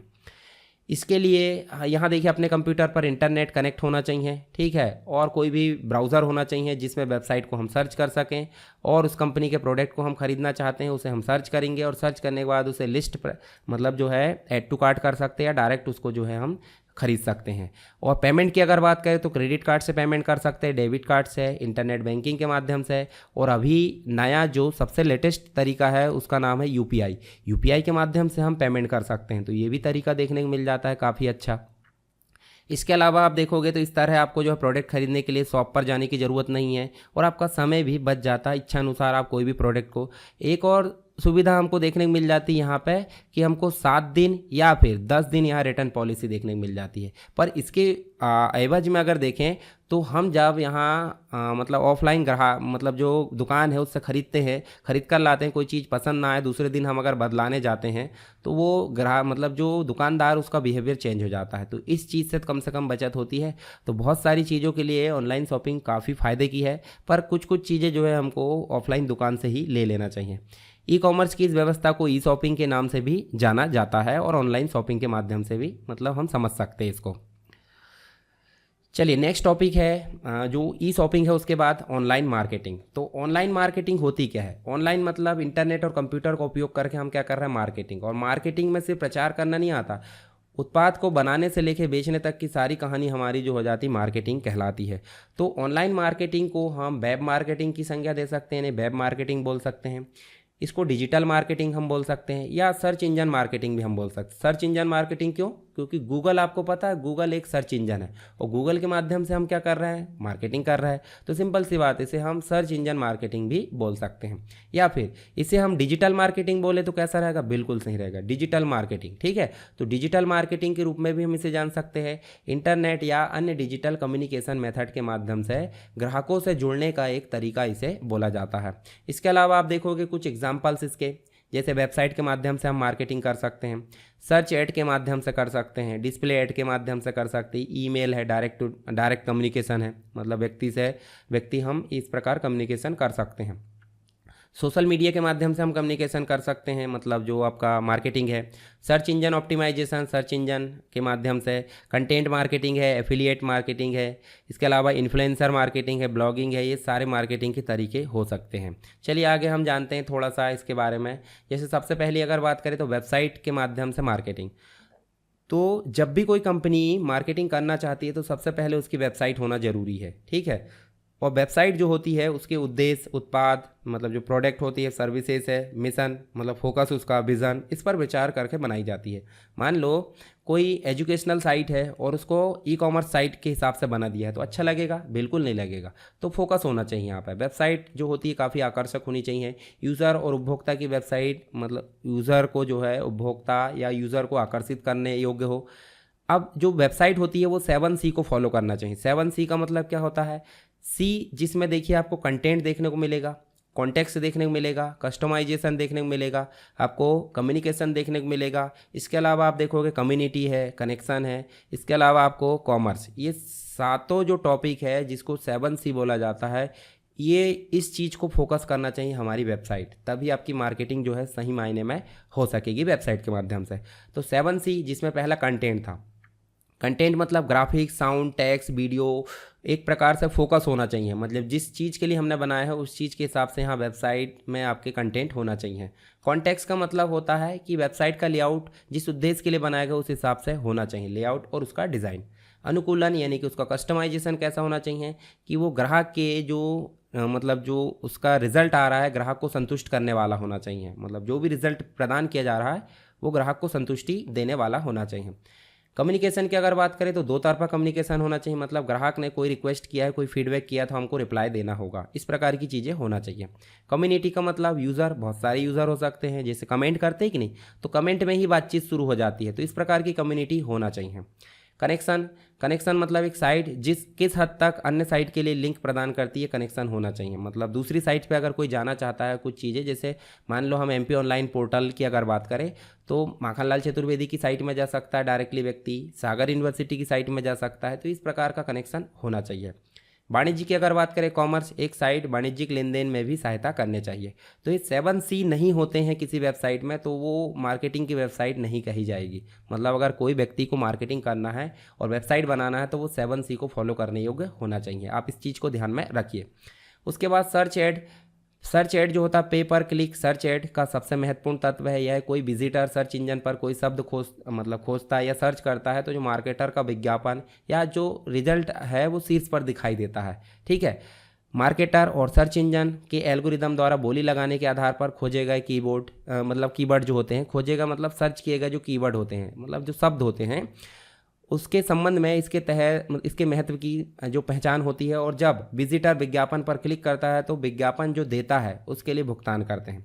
उसके अलावा सर्च इंजन ऑप्टिमाइजेशन मतलब उन गतिविधियों को जोड़ देता है जो इस संभावना को बेहतर बनाता है। ठीक है, सर्च इंजन ऑप्टिमाइजेशन में आप देख सकते हैं, देखिए वेबसाइट एनालिटिक्स होते हैं, क्लाइंट रिक्वायरमेंट होती है, कीवर्ड रिसर्च होते हैं, कंटेंट राइटिंग होती है, वेबसाइट ऑप्टिमाइजेशन होता है, SEO सबमिशन यानी सर्च इंजन ऑप्टिमाइजेशन सबमिशन होता है, लिंक बिल्डिंग होती है, रिपोर्टिंग, ये सारी चीज़ें देखने को मिल जाती है। डिस्प्ले ऐड की अगर बात करें, डिस्प्ले ऐड जो होते हैं या बैनर ऐड कहे जाते हैं इन्हें, एक छोटे आयताकार बॉक्स में दिखाई देते हैं, आपको वेबसाइट में देखने को मिल जाएंगे, यूट्यूब वीडियो में, अलग अलग प्रकार से ये आपको डिस्प्ले ऐड देखने को मिल जाते हैं। ईमेल, ये डायरेक्ट कम्युनिकेशन के लिए, डायरेक्ट आपको मार्केटिंग के लिए काम आता है। जिस व्यक्ति से आपकी पहचान है उसकी आपने क्या डाले, ईमेल ID डाले और उसको डायरेक्ट ईमेल कर दिए, तो इस प्रकार चीज़ें देखने को मिल जाती है। सोशल मीडिया मार्केटिंग, आज की डेट में बहुत सारे सोशल मीडिया ऐप है, इंस्टाग्राम है, फेसबुक है, ट्विटर है, बहुत सारे आपको देखने मिल जाएंगे। तो इनके माध्यम से क्या किया जा रहा है, मार्केटिंग की जा रही है, तो ये भी आपको देखने को मिल जाता है, जिसमें आपसे जुड़े लोग जो आपके फॉलोवर है या आपसे जुड़े जो भी फ्रेंड लिस्ट में है वो आपकी जो चीज़ें हैं वो देख पाएंगे। ठीक है, तो ये हो जाती है आपकी सोशल मीडिया मार्केटिंग।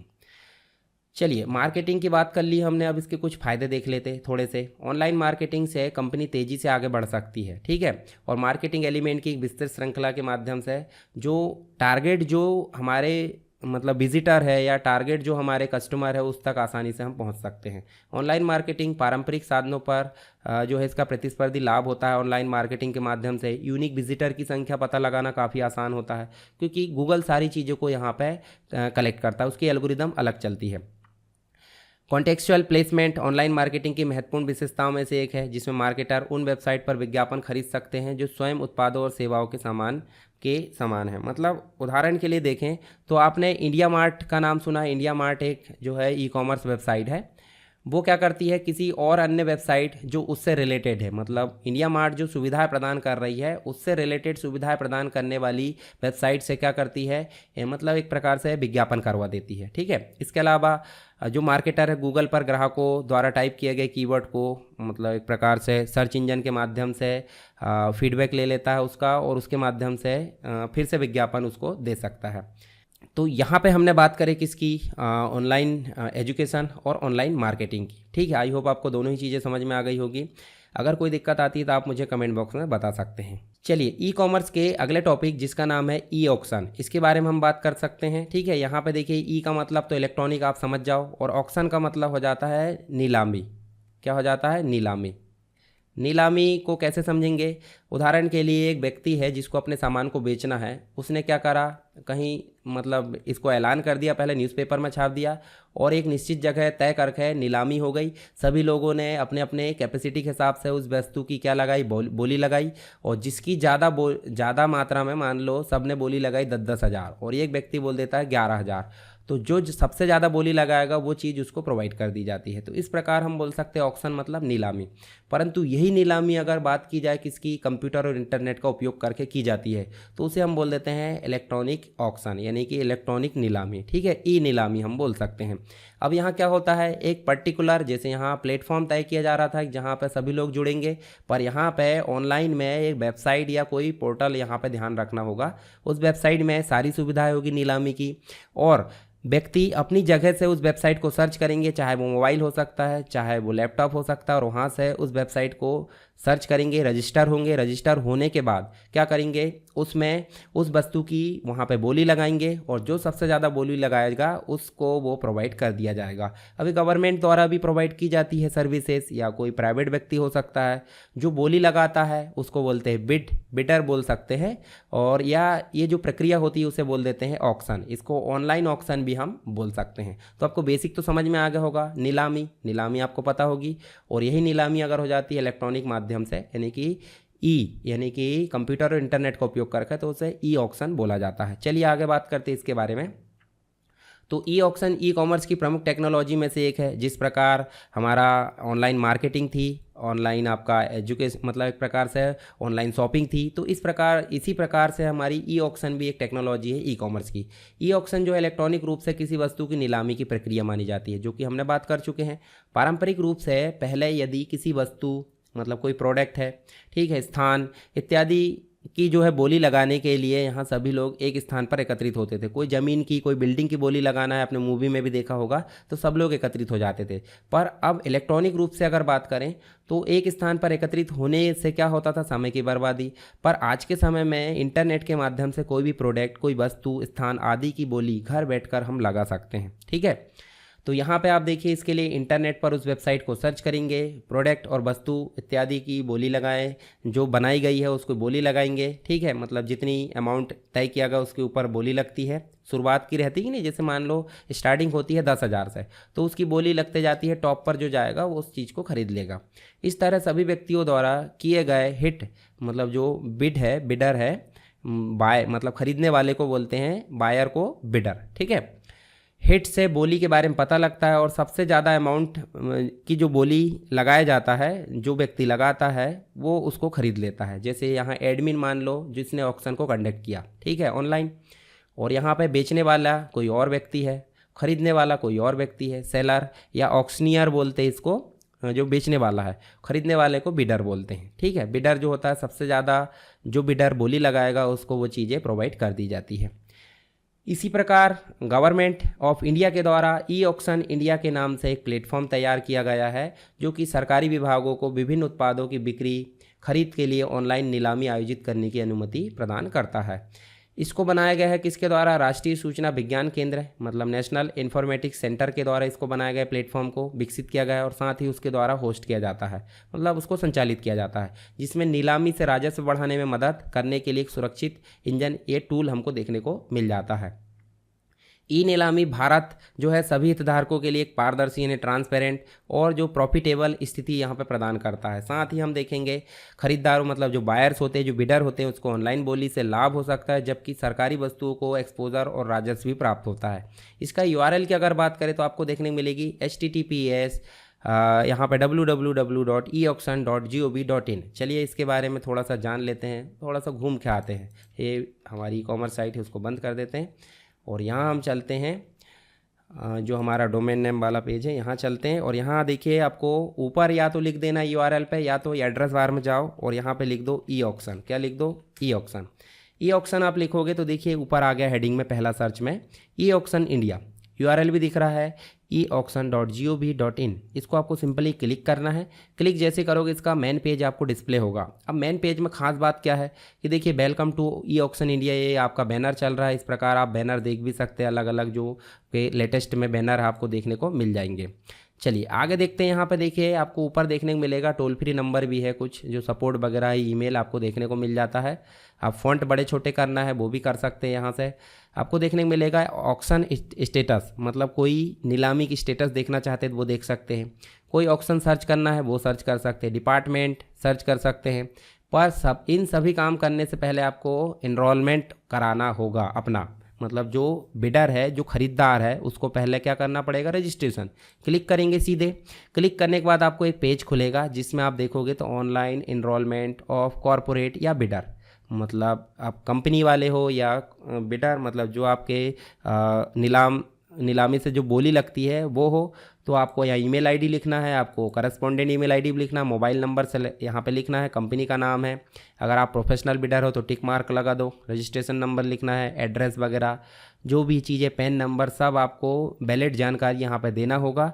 जब आप सबमिट करोगे तो आपके पास में इसका रजिस्ट्रेशन हो जाएगा। फिर आप जाओगे तो आप देखिए यहाँ पे ऑक्शन को सर्च कर सकते हो। जैसे मान लो सिंगल लॉट लेना है, मल्टी लॉट, ठीक है, इस प्रकार से आप सर्च कर सकते हैं। देखिए गवर्नमेंट है, पीसीयू है, स्टेट गवर्नमेंट है, कौन सी चीज़ को आप जो है देखिए organisation, government of Goa, government of Madhya Pradesh, इस प्रकार आप सर्च कर सकते हो।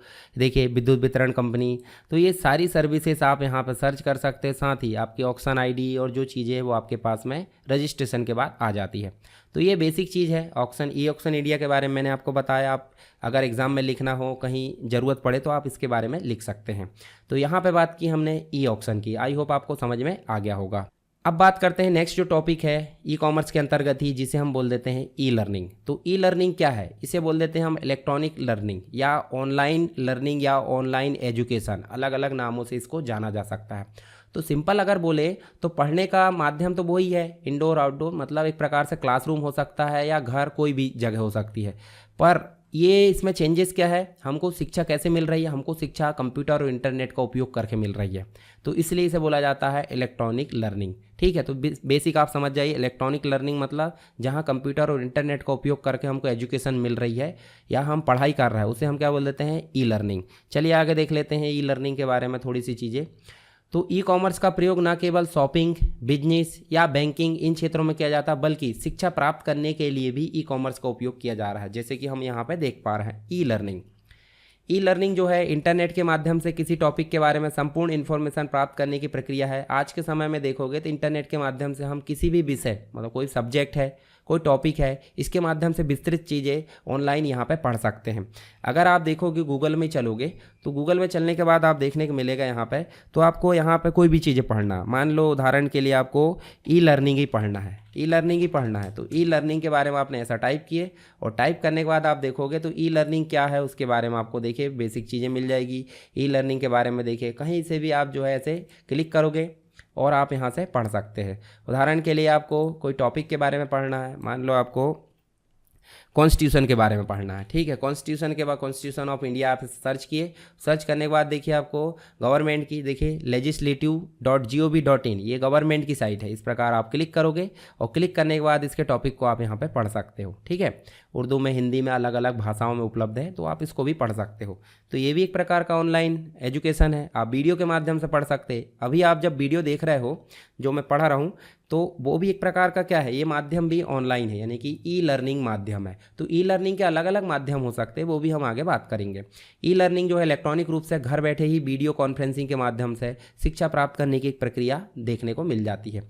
ई लर्निंग जो है, ई लर्निंग का उपयोग शिक्षा और व्यावसायिक विकास, मतलब या तो आप एजुकेशनल डेवलपमेंट चाहते हो या आप अपने बिजनेस में डेवलपमेंट चाहते हो, दोनों ही रूप से आपकी ई लर्निंग काम आती है। आज आप देखिए ना, डॉक्टर विवेक बिंद्रा का बड़ा बिजनेस आपने देखा होगा। बड़ा बिजनेस जो है वो एजुकेशन ही प्रोवाइड करते हैं, पर किसके लिए, विद्यार्थियों के लिए नहीं है, वो बिजनेस के लिए एजुकेशन है। तो यहाँ पे व्यावसायिक डेवलपमेंट भी देखने को मिल जाता है, जो आपका ई लर्निंग है। यह विश्वविद्यालय की जो यूनिवर्सिटीज़ होती है उसमें अध्ययन करने का एक वैकल्पिक तरीका है, और कक्षाओं में जाने के बजाय आप घर बैठे कहीं से भी, जहां चाहे वहां इंटरनेट के माध्यम से अध्ययन कर सकते हैं। बस आपके पास में एक डिवाइस होना चाहिए, चाहे वो मोबाइल हो, चाहे वो कंप्यूटर हो या अन्य कोई डिवाइस हो सकती है। ई लर्निंग में स्टैटिक और इंटरेक्टिव तरीके दोनों शामिल किए जाते हैं। स्टैटिक का मतलब हो जाता है पोर्टल्स होते हैं, लर्निंग पोर्टल, जैसे हमने अभी इंडिया पोर्टल देखे हैं। हाइपर लिंक जो पेज हो जाते हैं, स्क्रीन कैम ट्यूटोरियल हो जाते हैं, स्ट्रीम्ड ऑडियो और वीडियो हो जाता है, लाइव वेब ब्रॉडकास्टेज हो जाते हैं, ये सब आपके स्टैटिक हो जाते हैं, यानी स्थिर। इंटरेक्टिव तरीके में देखें तो डिस्कशन फोरम हो जाता है, जहाँ पे सभी लोग आपस में बातचीत करते हैं, ठीक है, ये बदलते रहते हैं। चैट वगैरह देख सकते हैं, चैट बोर्ड। इसके अलावा डेस्कटॉप वीडियो कॉन्फ्रेंसिंग, ये सब जो है इंटरेक्टिव हो जाते हैं। तो ये दो तरीके से हम इसको समझ सकते हैं ई लर्निंग को, स्टैटिक और इंटरेक्टिव। तो यहाँ पे हमने बात की किसकी, ई लर्निंग की। इसके पहले हमने बात की यहाँ पे किसकी, ई ऑक्शन की। दोनों ही चीज़ें आपको समझ में आ गई होगी। फिर भी अगर कोई डाउट है तो आप मुझे कमेंट बॉक्स में बता सकते हैं।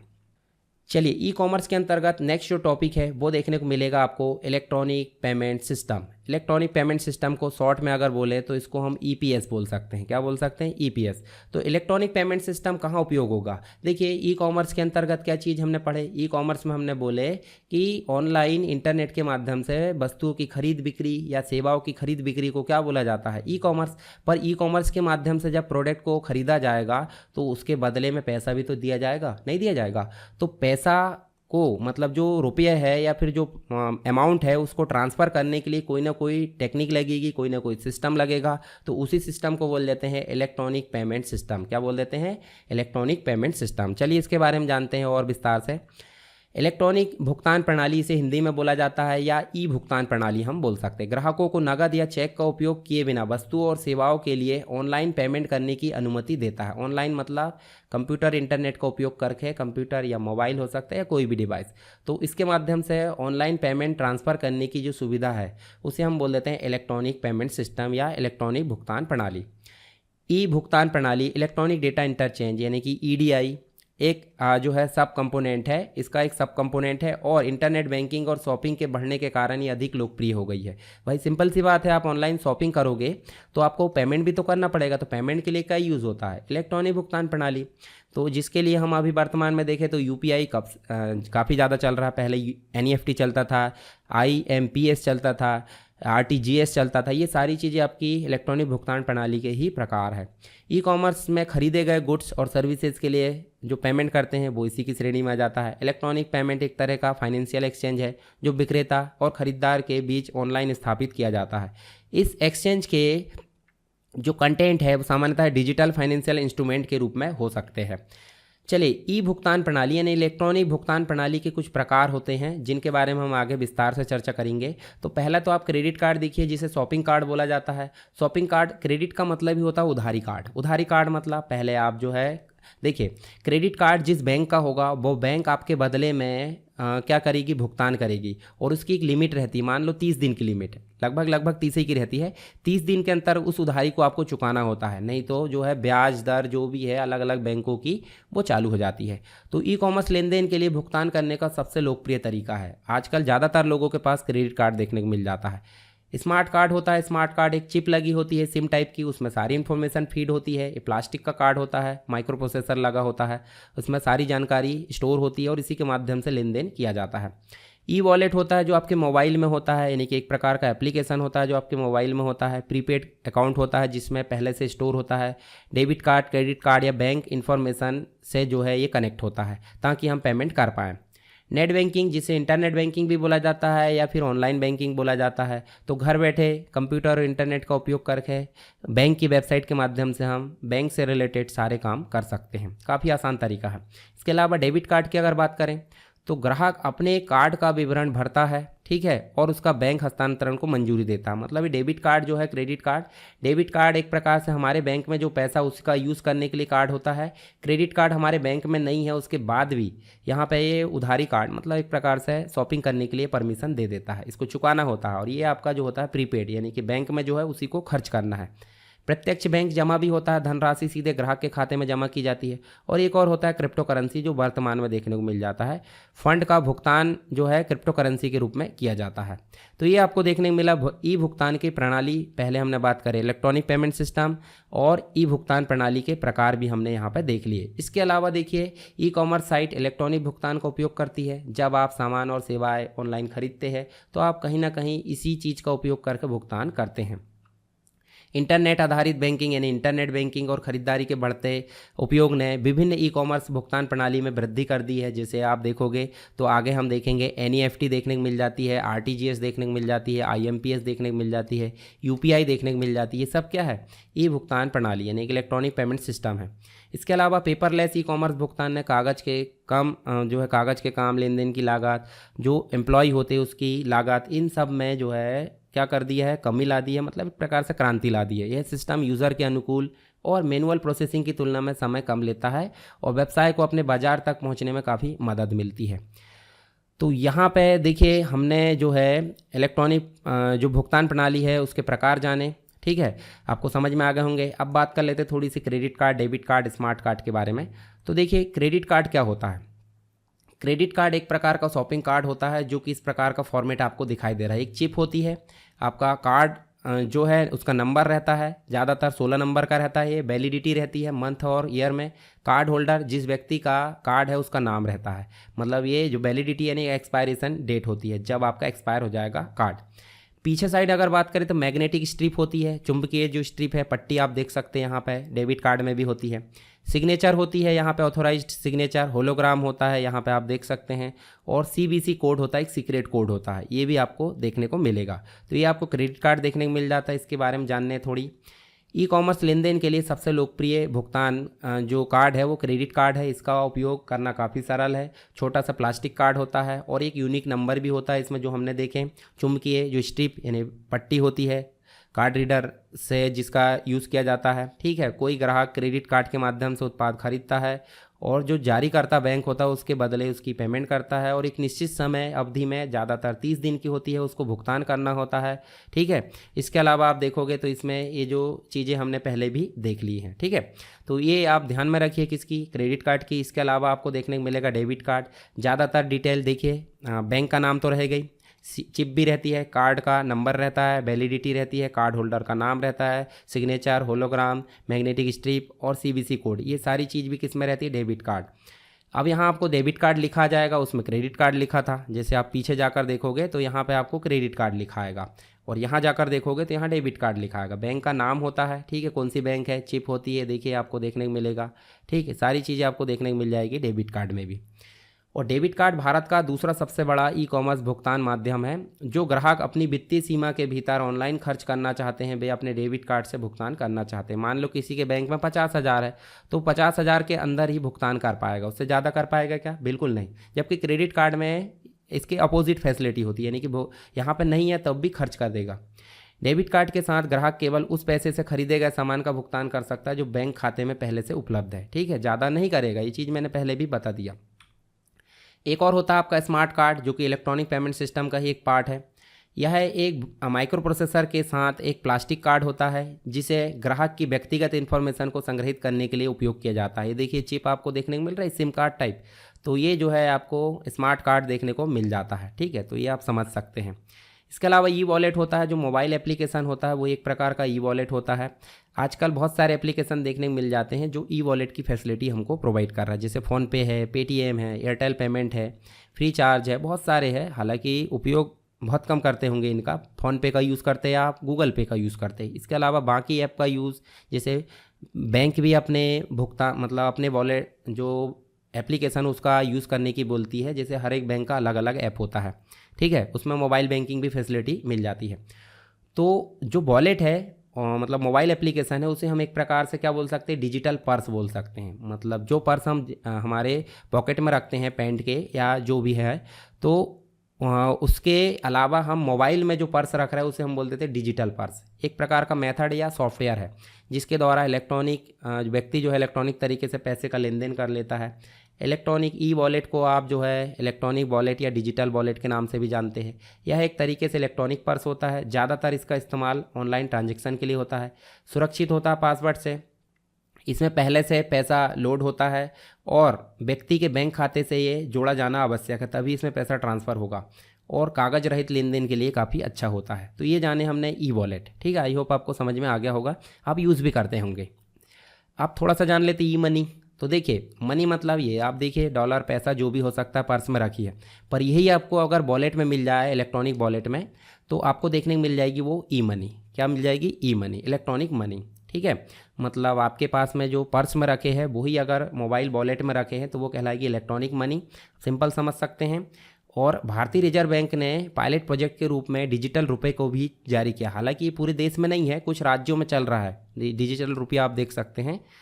अब पूरे भारत में भी इसको लॉन्च कर दिया जाएगा आगे चल के। ठीक है, चलिए यहाँ पे हमने जाने ई मनी, ई वॉलेट के बारे में जाने, स्मार्ट कार्ड है, डेबिट कार्ड है, इसके अलावा हमने क्रेडिट कार्ड और साथ ही हमने ई भुगतान प्रणाली के सारे जो प्रकार है वो हमने यहाँ पे देख लिए। आई होप आपको समझ में आ गया होगा। फिर भी अगर कोई डाउट है तो आप मुझे कमेंट बॉक्स में बता सकते हैं। चलिए ई कॉमर्स के अंतर्गत जो अगला टॉपिक है वो हमको देखने को मिलेगा इलेक्ट्रॉनिक बैंकिंग, जिसे हम net banking, internet banking, online banking या अलग अलग नामों से इसे जानते हैं। तो इंटरनेट बैंकिंग किसे बोलेंगे? ये हमारा बैंक है। ठीक है, बैंक में जाके हम घंटों लाइन लगे रहते थे बहुत सारी सेवाओं के लिए, पर वही सेवाएं आज की डेट में हमको कहाँ मिल रही है? कंप्यूटर और इंटरनेट का उपयोग करके घर बैठे या जहाँ हम चाहे वहाँ हमको ये सेवाएं मिल जा रही दुनिया के किसी भी कोने में। तो इसी को बोला जाता है इलेक्ट्रॉनिक बैंकिंग। ठीक है, चलिए जानते हैं इसके बारे में और विस्तार से। इससे हम इलेक्ट्रॉनिक बैंकिंग बोल सकते हैं। ठीक है, इलेक्ट्रॉनिक बैंकिंग बोल सकते हैं क्योंकि मोबाइल डिवाइस या कंप्यूटर का उपयोग किया जा रहा है।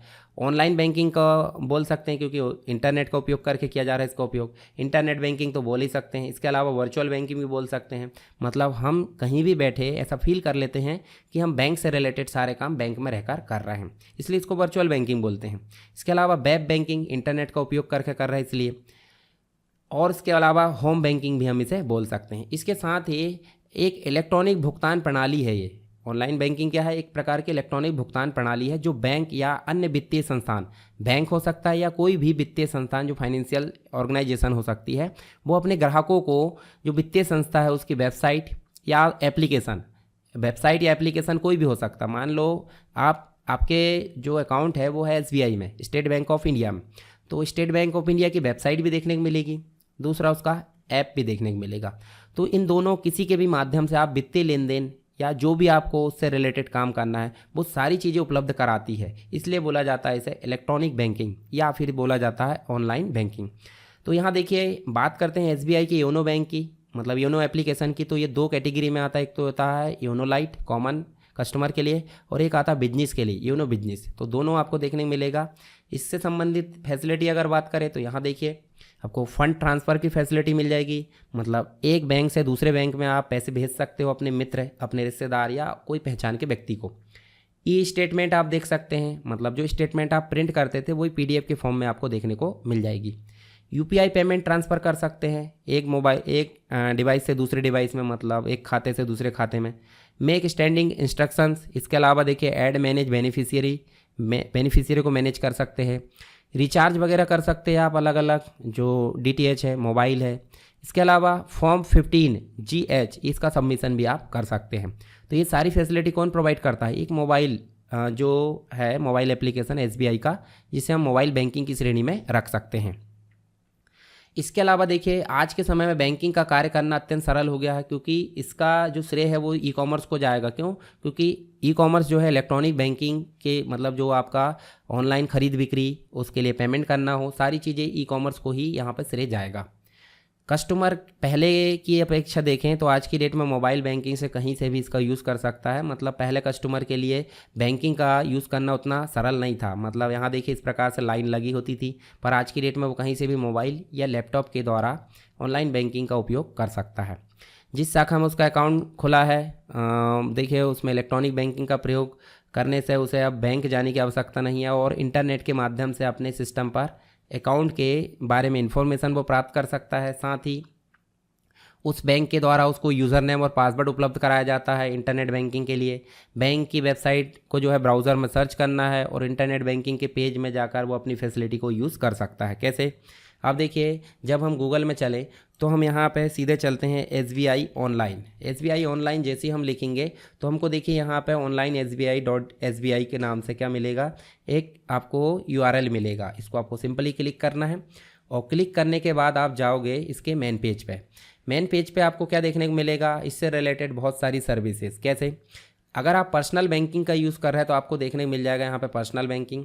अगर आपका बिजनेस है तो आप कॉर्पोरेट बैंकिंग में जा सकते हैं। तो आप सीधे चलिए, देखिए आप न्यू यूज़र है तो आप न्यू रजिस्ट्रेशन कर लीजिए, न्यू रजिस्ट्रेशन कर लीजिए और नेट बैंकिंग को ऑन करना है। अगर आप बिजनेस में नए हो तो न्यू रजिस्ट्रेशन यहाँ भी दिया है, पर आप लॉगिन करना हो तो लॉगिन आप इस प्रकार करिए। लॉगिन करोगे देखिए इस प्रकार से पेज खुलेगा, जहाँ पे आपको राइट साइड में देखिए आप कंटिन्यू टू लॉगिन इस प्रकार आएगा। यूज़र नेम पासवर्ड फिल करिए, इसके अलावा इमेज में जो है वो आप यहाँ टाइप करिए, लॉगिन करिए और अंदर आपको अपना होम पेज खुल जाएगा। उसमें आप क्या कर सकते हो, अपनी सुविधाएं उपयोग कर सकते हैं। फॉरगेट हो गया है मतलब यूज़र नेम पासवर्ड भूल गए तो इस प्रकार आप उसका उपयोग कर सकते हो। चलिए ये तो बात हो गई इसका यूज़ करने की। 24/7 मतलब सातों दिन जो है आपका 24 घंटे उपलब्ध रहती है सुविधा, कभी भी इसका उपयोग कर सकते हो। अब इसमें फ़ंड ट्रांसफ़र कर सकते हो एक बैंक से दूसरे बैंक में, सभी सुविधाएं आपको नेट बैंकिंग में देखने को मिल जाती है। इसके साथ ही इलेक्ट्रॉनिक जो है फ़ंड ट्रांसफ़र देखने को मिल जाता है नेट बैंकिंग के साथ में ही, जिसमें आप क्या कर सकते हो, एक बैंक से दूसरे बैंक में अपना पैसा आसानी से ट्रांसफ़र कर लेते हैं। चलिए इसके बारे में जान लेते हैं। तो इलेक्ट्रॉनिक फ़ंड ट्रांसफ़र का मतलब एक बैंक से दूसरे बैंक में जो पैसा है उसको ट्रांसफ़र करने की फैसिलिटी को बोल देते हैं इलेक्ट्रॉनिक फ़ंड ट्रांसफ़र। और ये चीज़ें आपको इलेक्ट्रॉनिक रूप से ही देखने को मिल जाती है, मतलब एक इलेक्ट्रॉनिक भुगतान जो पेमेंट सिस्टम है उसके माध्यम से देखने को मिल जाती है। तो यहाँ देखिए एटीएम मतलब यहाँ पे आप बैंक या विभिन्न मतलब जो आपका एक बैंक या विभिन्न बैंकों में हो सकते हैं खाते, उसमें आप एटीएम या कंप्यूटर का उपयोग करके फ़ंड ट्रांसफ़र कर सकते हो। ठीक है, ज़्यादातर हम कंप्यूटर से भी कर सकते हैं या मोबाइल वॉलेट से भी आज की डेट में ये काम हो जाता है। मतलब फ़ोनपे में दोनों बैंक को रजिस्टर कर लीजिए आप। मान लो आपका दो बैंक में खाते हैं तो एक बैंक भी रजिस्टर है और दूसरा बैंक भी रजिस्टर है, ए से बी में ट्रांसफ़र करना तो सेल्फ ट्रांसफ़र से आप कर सकते हैं। इंटरनेट आधारित ईएफटी इलेक्ट्रॉनिक फ़ंड ट्रांसफ़र काफ़ी लोकप्रिय है। ठीक है, आज की डेट में एक ग्राहक बैंक द्वारा प्रदान की गई वेबसाइट का उपयोग करके भी इसका जो है यूज़ कर सकता है। साथ ही जो है वह है उस खाते में कुछ राशि जो है हस्तांतरित यानी ट्रांसफ़र करने का अनुरोध करता है। ग्राहक का जो बैंक है उसी खाते में होने पर अन्य खाते में राशि, मतलब एक प्रकार से बोले तो एक खाते से दूसरे खाते में हम पैसे आसानी से ट्रांसफ़र कर लेते हैं। ठीक है, इसके लिए एक टेक्निक यूज़ की जाती है ACH, स्वचालित क्लियरिंग हाउस, यानी कि ऑटोमेटिक क्लियरिंग हाउस। यहाँ जो है इसको भेज दिया जाता है और वो उसको कंप्लीट कर देती है। तो यहाँ देखिए ऑनलाइन मतलब जो फंड ट्रांसफ़र है इलेक्ट्रॉनिक फ़ंड ट्रांसफ़र, उसके लिए कुछ उपयोग की जाती चीज़ें वो हम देख लेते हैं यहाँ पे। तो वो होती है आपकी नेशनल इलेक्ट्रॉनिक फ़ंड ट्रांसफ़र, जिसे हम NEFT बोल देते हैं। इसके अलावा IMPS यानी कि इमीडिएट मोबाइल पेमेंट सर्विस, एक होती है आपकी रियल टाइम ग्रॉस सेटलमेंट। तो यहाँ इलेक्ट्रॉनिक फ़ंड ट्रांसफ़र के लिए कितनी चीज़ें यूज़ की जा रही है, मुख्य रूप से 3। हालांकि इसके अलावा भी आप देखोगे तो आपको इलेक्ट्रॉनिक फ़ंड ट्रांसफ़र के लिए UPI देखने को मिल जाता है, मोबाइल वॉलेट के माध्यम से आप ट्रांसफ़र कर सकते हैं। ये सारी नई नई टेक्निक आज की डेट में काफ़ी ज़्यादा जो है प्रचलित रूप से देखने को मिल जा रही है। तो NEFT की अगर बात करें तो ये RBI के द्वारा जो है इसको रेगुलेट किया जाता है, मतलब एक प्रकार से संचालित एक है इलेक्ट्रॉनिक फ़ंड ट्रांसफ़र प्रणाली है। इसकी मदद से जो है एक बैंक से दूसरे बैंक में NEFT सक्षम होना चाहिए, मतलब NEFT एक्टिवेट होना चाहिए। धनराशि हम ट्रांसफ़र कर सकते हैं, इसके द्वारा हम जो है बिल का भुगतान, सैलरी का भुगतान, इन्वेस्टमेंट है, लोन है, ये सारी चीज़ों का भुगतान भी आसानी से कर सकते हैं। इसके साथ ही हम देखें सभी ग्राहकों के लिए ऑनलाइन माध्यम से इंटरनेट बैंकिंग और मोबाइल बैंकिंग के जरिए उपलब्ध होती है। NEFT जो है प्रोसेसिंग बैंक के पूरे कार्यकारी घंटों में बैच में होती है। कैसे, मतलब दूसरे और चौथे शनिवार को छोड़कर। हालांकि देखिए अभी के डेट में अगर देखें तो अभी करंट में सभी शनिवार जो है क्या हो गया है, छुट्टी हो गई है लगभग ऐसा हम समझ सकते हैं, पर कोई नहीं, ये बदलते रहता है। तो ये सुबह 8 बजे से लेकर 7 बजे तक NEFT की सुविधा देखने को मिल जाती है और तुरंत नहीं होती, ये लगभग जो है 30 मिनट के बाद यहाँ पे NEFT का क्लियर होता है। मतलब अभी हमने ट्रांसफ़र करे तो आने वाले 30 मिनट में ये ट्रांसफ़र होगा, व्यक्ति के अकाउंट में ट्रांसफ़र हो जाएगा। नेक्स्ट होती है RTGS, जिसे बोलते हैं रियल टाइम ग्रॉस सेटलमेंट। तो ये जो होती है बड़े मतलब बहुत बड़ी अमाउंट के लिए इसका उपयोग किया जाता है RTGS का। ठीक है, एक खाते से दूसरे खाते में ट्रांसफ़र करने के लिए। तो ये बैच में नहीं होती, इसलिए ये जो होती है क्या होती है, बड़े अमाउंट के लिए, बहुत बड़े अमाउंट के लिए इसका उपयोग किया जाता है। इसके साथ ही न्यूनतम 2 लाख रुपए यहाँ होती है, अधिकतम की कोई सीमा नहीं है, मतलब बड़ा अमाउंट यहाँ ट्रांसफ़र होगा। RTGS लेन देन करने के लिए कोई व्यक्ति ऑनलाइन मोड का उपयोग कर सकता है या फिर बैंक ब्रांच में जाकर इसका उपयोग कर सकता है। RTGS सेवा का लाभ उठाने के लिए जो है आपको ऑर्डर पर निश्चित शुल्क का भुगतान करना होगा और ये शुल्क जो है अलग अलग बैंक के अलग अलग हो सकते हैं। इसके अलावा नेक्स्ट जो चीज़ होती है वो होती है आईएमपीएस। आईएमपीएस मतलब इमीडिएट पेमेंट, ये जो होती है इमीडिएट पेमेंट सिस्टम, ठीक है। तो ये आईएमपीएस जो होती है ऑनलाइन फंड ट्रांसफ़र सिस्टम है, जिसे NPCI national payment corporation of India इसके द्वारा मैनेज किया जाता है। इसके द्वारा यूपीआई भी यहाँ पे मैनेज किया जाता है। जितने भी ऑनलाइन ट्रांसफ़र होते हैं, ऑनलाइन पेमेंट होती है, उसको मैनेज करने का काम एनपीसीआई ही करता है। यह सेवा mobile phone, internet banking, ATM के जरिए यहाँ पे इंटर बैंक मतलब एक बैंक से दूसरे बैंक में मनी ट्रांसफ़र की अनुमति प्रदान करती है। कौन? आईएमपीएस। आईएमपीएस की जो शुरुआत है नवंबर 2010 में इसको शुरू किया गया था। 24 घंटे इसकी सुविधा उपलब्ध रहती है। छुट्टियों में रहे चाहे जैसे भी रहे, सब जगह सब समय इसका उपयोग किया जा सकता है। और एनपीसीआई के परिपत्र के मुताबिक एक लेन देन अधिकतम जो है 2 लाख रुपए ट्रांसफ़र किए जा सकते हैं और 2 लाख रुपए से ज़्यादा अगर होगा तो वो ट्रांसफ़र नहीं किया जाएगा। ये निश्चित यहाँ पे देखने को मिल जाता है। इनके बारे में थोड़ी सी तुलना कर लेते हैं। तो यहाँ देखिए, ट्रांसफ़र करने का समय आधा घंटा है एनईएफटी में, आरटीजीएस में तुरंत हो जाता है, ये आईएमपीएस में भी तुरंत। न्यूनतम ट्रांसफ़र की जो राशि है एनईएफटी में 1 रुपये और आईएमपीएस में भी 1 रुपये, पर आरटीजीएस में कितनी है? 2 लाख। और यहाँ देखिए अधिकतम की कोई सीमा नहीं है, इसमें भी कोई सीमा नहीं, पर आईएमपीएस में आपकी 2 लाख रुपए अधिकतम है, उससे ज़्यादा नहीं भेजा जाएगा। ये जो होती है, हालांकि देखिए कभी कभी इसमें छुट्टी हो सकती है, पर ऑनलाइन में अगर देखें तो ये हमेशा उपलब्ध रहती है। ये भी हमेशा रहती है और ये भी हमेशा रहती है। शुल्क इसमें इनवर्ट ट्रांजैक्शन पर कोई शुल्क नहीं, इसमें भी इनवर्ट ट्रांजैक्शन पर कोई शुल्क नहीं, पर ऑनलाइन ट्रांजैक्शन पर जो है इसमें, अच्छा ऑनलाइन ट्रांजैक्शन पर भी शुल्क नहीं है। पर आईएमपीएस द्वारा भेजे गए पैसे पर कितना शुल्क लगेगा ये बैंक बताएगा, मतलब जिस बैंक में आपने इसका उपयोग किया है। ऑनलाइन ऑफलाइन उपयोग कर सकते हैं एनईएफटी को, इसको भी ऑनलाइन ऑफलाइन उपयोग कर सकते हैं, पर आईएमपीएस जो होती है ऑनलाइन ही होती है। तो ये हमने थोड़ा सा डिफरेंस देखे। इलेक्ट्रॉनिक फंड ट्रांसफ़र जो टेक्निक है या माध्यम, उसके द्वारा हमने ये चीज़ें जाने। उसके पहले हमने इलेक्ट्रॉनिक फंड ट्रांसफ़र क्या होता है, इंटरनेट बैंकिंग क्या होती है, सारी चीज़ें हमने यहाँ पर जान ली है। आई होप आपको सारी चीज़ें क्लियर हो गई होगी। फिर भी अगर कोई डाउट है तो आप मुझे कमेंट बॉक्स में बता सकते हैं। चलिए, ई कॉमर्स के अंतर्गत हम बात करते हैं नेक्स्ट टॉपिक, जिसका नाम है मोबाइल पेमेंट। मोबाइल पेमेंट क्या होता है भाई? सिंपल सी बात है, हमने बात करें इंटरनेट बैंकिंग की तो हम मोबाइल का उपयोग करेंगे या तो हम लैपटॉप या कंप्यूटर का उपयोग करेंगे। तो जब हम मोबाइल का उपयोग करके किसी चीज़ की पेमेंट करते हैं, ठीक है, या हमको पेमेंट प्राप्त होती है, तो उसे हम किस श्रेणी में रख देते हैं? Mobile payment. अब ये पेमेंट जो होती है आपकी ऑनलाइन भी हो सकती है। कुछ चीज़ें जो है सिस्टम, जैसे आपने सुना होगा भीम यूपीआई। क्या सुना है? भीम यूपीआई।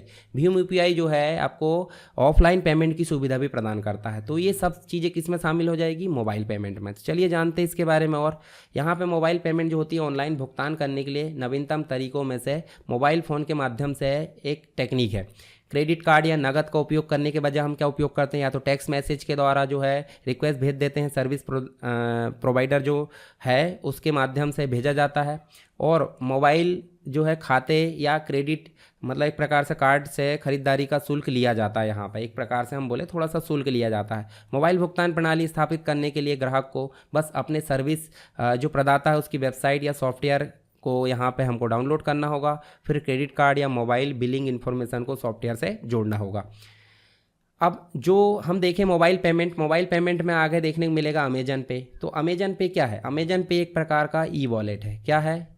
ई वॉलेट है। अब ये वॉलेट जो है आपका उसके अमेजन वाले एप्लीकेशन में ही देखने को मिल जाएगा। अमेजन वाले एप्लीकेशन में अगर आप ऑनलाइन देखोगे तो ऑनलाइन में आपको अमेजन जो है, अमेजन में यहाँ पे देखो, अमेजन पे यहाँ पे देखने को मिल जाएगा। देखिए अमेजन पे बैलेंस, देखिए इस प्रकार से।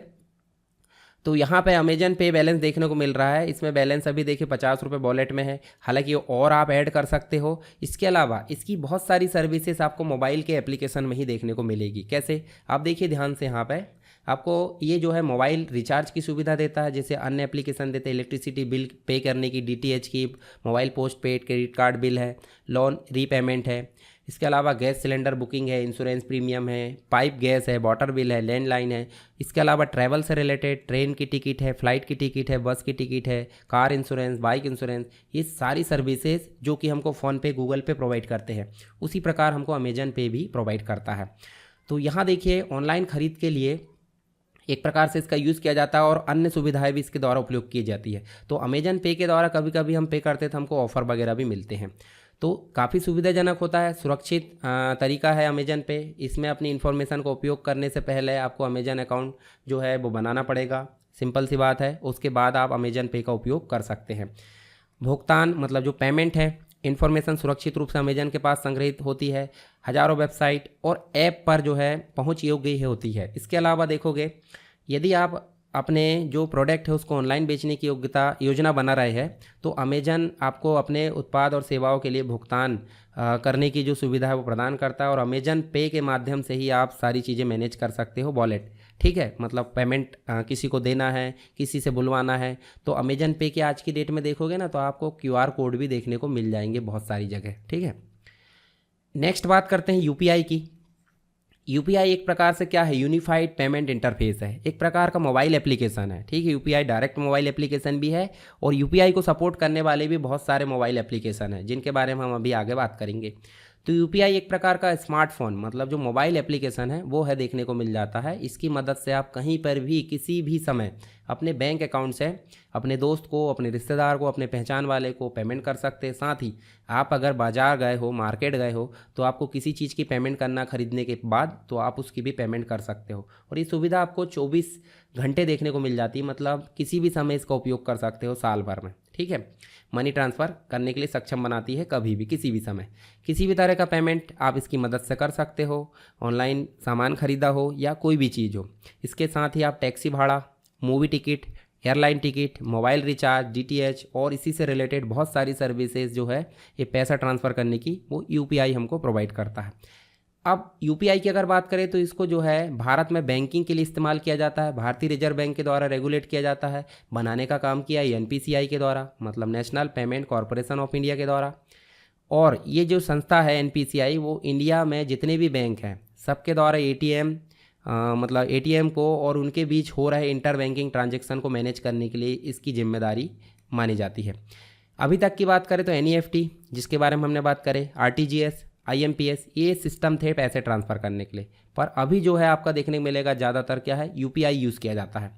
इस पेमेंट सिस्टम को इस तरह बनाया गया है कि जो नॉर्मल आम लोग जो है वो भी यूज़ कर सकते हैं। क्यों? क्योंकि बहुत सरल है।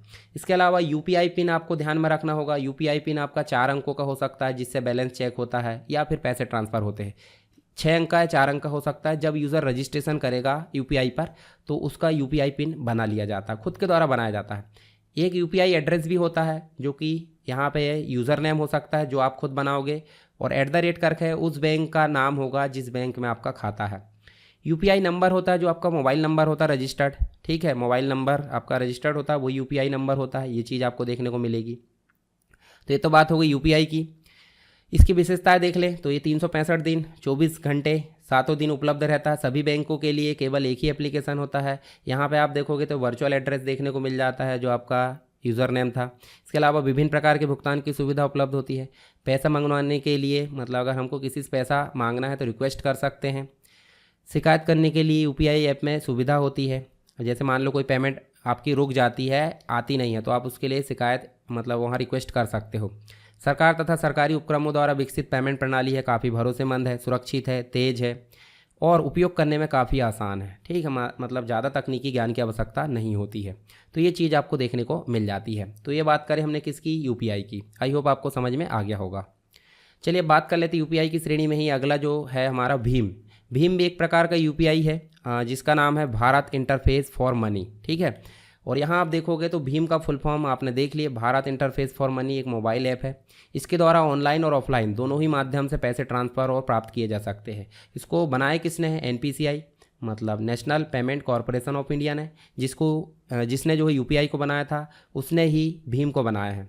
इसका उद्देश्य क्या है, डिजिटल लेन देन को बढ़ावा देना, सुरक्षित है, भरोसेमंद है, कैशलेस पेमेंट के लिए इसको जो है प्रोत्साहित किया जा रहा है। ऑनलाइन शॉपिंग की जा सकती है, बिजली बिल है, मोबाइल रिचार्ज है, गैस सिलेंडर बुकिंग है, मूवी टिकट है, बस बहुत सारे इसमें काम किए जा सकते हैं जो कि मोबाइल वॉलेट में करते थे। इसके कुछ फ़ायदे देखने को मिल जाते हैं।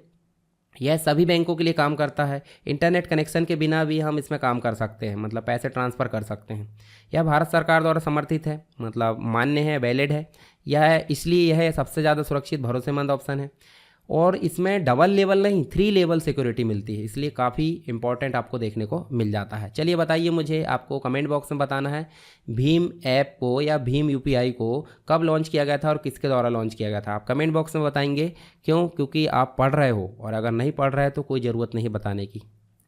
चलिए आगे बात करते हैं पेटीएम की। पेटीएम भी एक प्रकार का जो है मोबाइल वॉलेट है, जिसके अंतर्गत हमको यूपीआई की फैसिलिटी भी देखने को मिल जाती है। तो पेटीएम का पूरा नाम आपको पता था क्या पहले? देखिए आप देख सकते हैं, पे थ्रू मोबाइल, मोबाइल के थ्रू पे करना। इंडियन इलेक्ट्रॉनिक पेमेंट कंपनी है और फाउंडर है विजय शेखर शर्मा। और यहाँ इसकी पेरेंट कंपनी, मतलब पहले जो कंपनी थी इसका नाम था 197 कम्युनिकेशन लिमिटेड। अगस्त 2010 में इसको जो है मोबाइल रिचार्ज वेबसाइट के रूप में लॉन्च किया गया था। आज की डेट में देखें तो बहुत सारी चीज़ें इसमें देखने को मिल जाती है। पेटीएम से मोबाइल, डीटीएच रिचार्ज, बिजली बिल, गैस और बहुत सारी सर्विसेज हमको देखने को मिल जाती है। यहाँ देखिए आपको 11 भाषाओं को ये सपोर्ट करता है। 11 भाषाओं में हम इसमें पढ़ सकते हैं। ये आप देख सकते हैं इस प्रकार से। यहाँ बहुत सारी सर्विसेज देखने को मिल जाती है, बैंक अकाउंट से रिलेटेड या अपने जो भी सर्विसेज है। पेटीएम जो है वित्तीय संस्थानों के साथ मिलकर अपने ग्राहकों और व्यापारियों को माइक्रो क्रेडिट और अभी खरीदे बाद में भुगतान करे जैसी सेवाएं भी देता है। साथ ही पेटीएम पेमेंट बैंक जो कि 197 कम्युनिकेशन लिमिटेड का एक सहयोगी इकाई है। हालांकि पेटीएम बैंक के ऊपर देखिए अभी आप देखोगे तो यहाँ पे आपको रिस्ट्रिक्शन लगा दी गई है। किसके द्वारा? भारतीय रिजर्व बैंक के द्वारा, यानी कि आरबीआई के द्वारा। कौन कौन सी रिस्ट्रिक्शन लगाई गई है? किसी भी नए ग्राहक को नहीं जोड़ेगा, प्रीपेड उपकरणों, वॉलेट, फास्टैग, NCMC कार्ड में जमा, टॉपअप स्वीकार, ये सारी चीज़ें पर रोक लगा दी गई है आरबीआई के द्वारा। सिर्फ पेटीएम पेमेंट बैंक, ठीक है, बाकी चीज़ें तो उसकी चल रही है, कोई दिक्कत नहीं है। इसके अलावा गूगल पे और फ़ोनपे जो भी वॉलेट का काम करते हैं सभी लोग इसका यूज़ करते होंगे, ज़्यादा बताने की ज़रूरत नहीं, पर बेसिक चीज़ें समझ लो। इसका डेवलपर है गूगल पे का, जीपे जिसे बोलते हैं। 2011 में यह बना था। इसके अलावा देखिए ऑपरेटिंग सिस्टम तो एंड्रॉयड में चल जाता है। को अलग अलग प्रकार के जो मोबाइल ऑपरेटिंग सिस्टम है उसमें आपको देखने को मिल जाता है। ये लाइसेंस प्रॉपर्टी है। फ़ोनपे की अगर बात करें तो इसका जो टाइप ऑफ बिजनेस है प्राइवेट है। इसके अलावा आप देखोगे तो मल्टी लैंग्वेज में उपयोग किया जाता है। 2015 में बना था। हेडक्वार्टर आपको देखने को मिलेगा इसका बेंगलुरु, कर्नाटक, इंडिया के अंतर्गत। फाउंडर है समीर निगम, राहुल चारी, ठीक है, और बुर्जिन इंजीनियर। ये तीनों व्यक्ति आपको देखने को मिल जाता। कौन कौन सी सर्विसेज देता है? पेरेंट कंपनी वॉलमार्ट है। ये सारी चीज़ें आपको देखने को मिल जाएगी। तो यहाँ पे आप इन दोनों का तो उपयोग करते होंगे, आप अपने हिसाब से लिख भी देना अगर एग्ज़ाम में अगर आता है तो इस प्रकार से हमारा जो है वॉलेट, ई वॉलेट जो है, सारे टॉपिक हमारे कवर हो चुके हैं। साथ ही हमारा जो टॉपिक है मेन टॉपिक जिसका नाम है ई कॉमर्स, ये भी हमारा कंप्लीट हो चुका है। आई होप आपको कंप्लीट चीज़ें समझ में आ गई होगी। फिर भी अगर कोई डाउट है तो आप मुझे कमेंट बॉक्स में बता सकते हैं। तो चलिए मिलते हैं नेक्स्ट क्लास में, तब तक के लिए जय हिंद।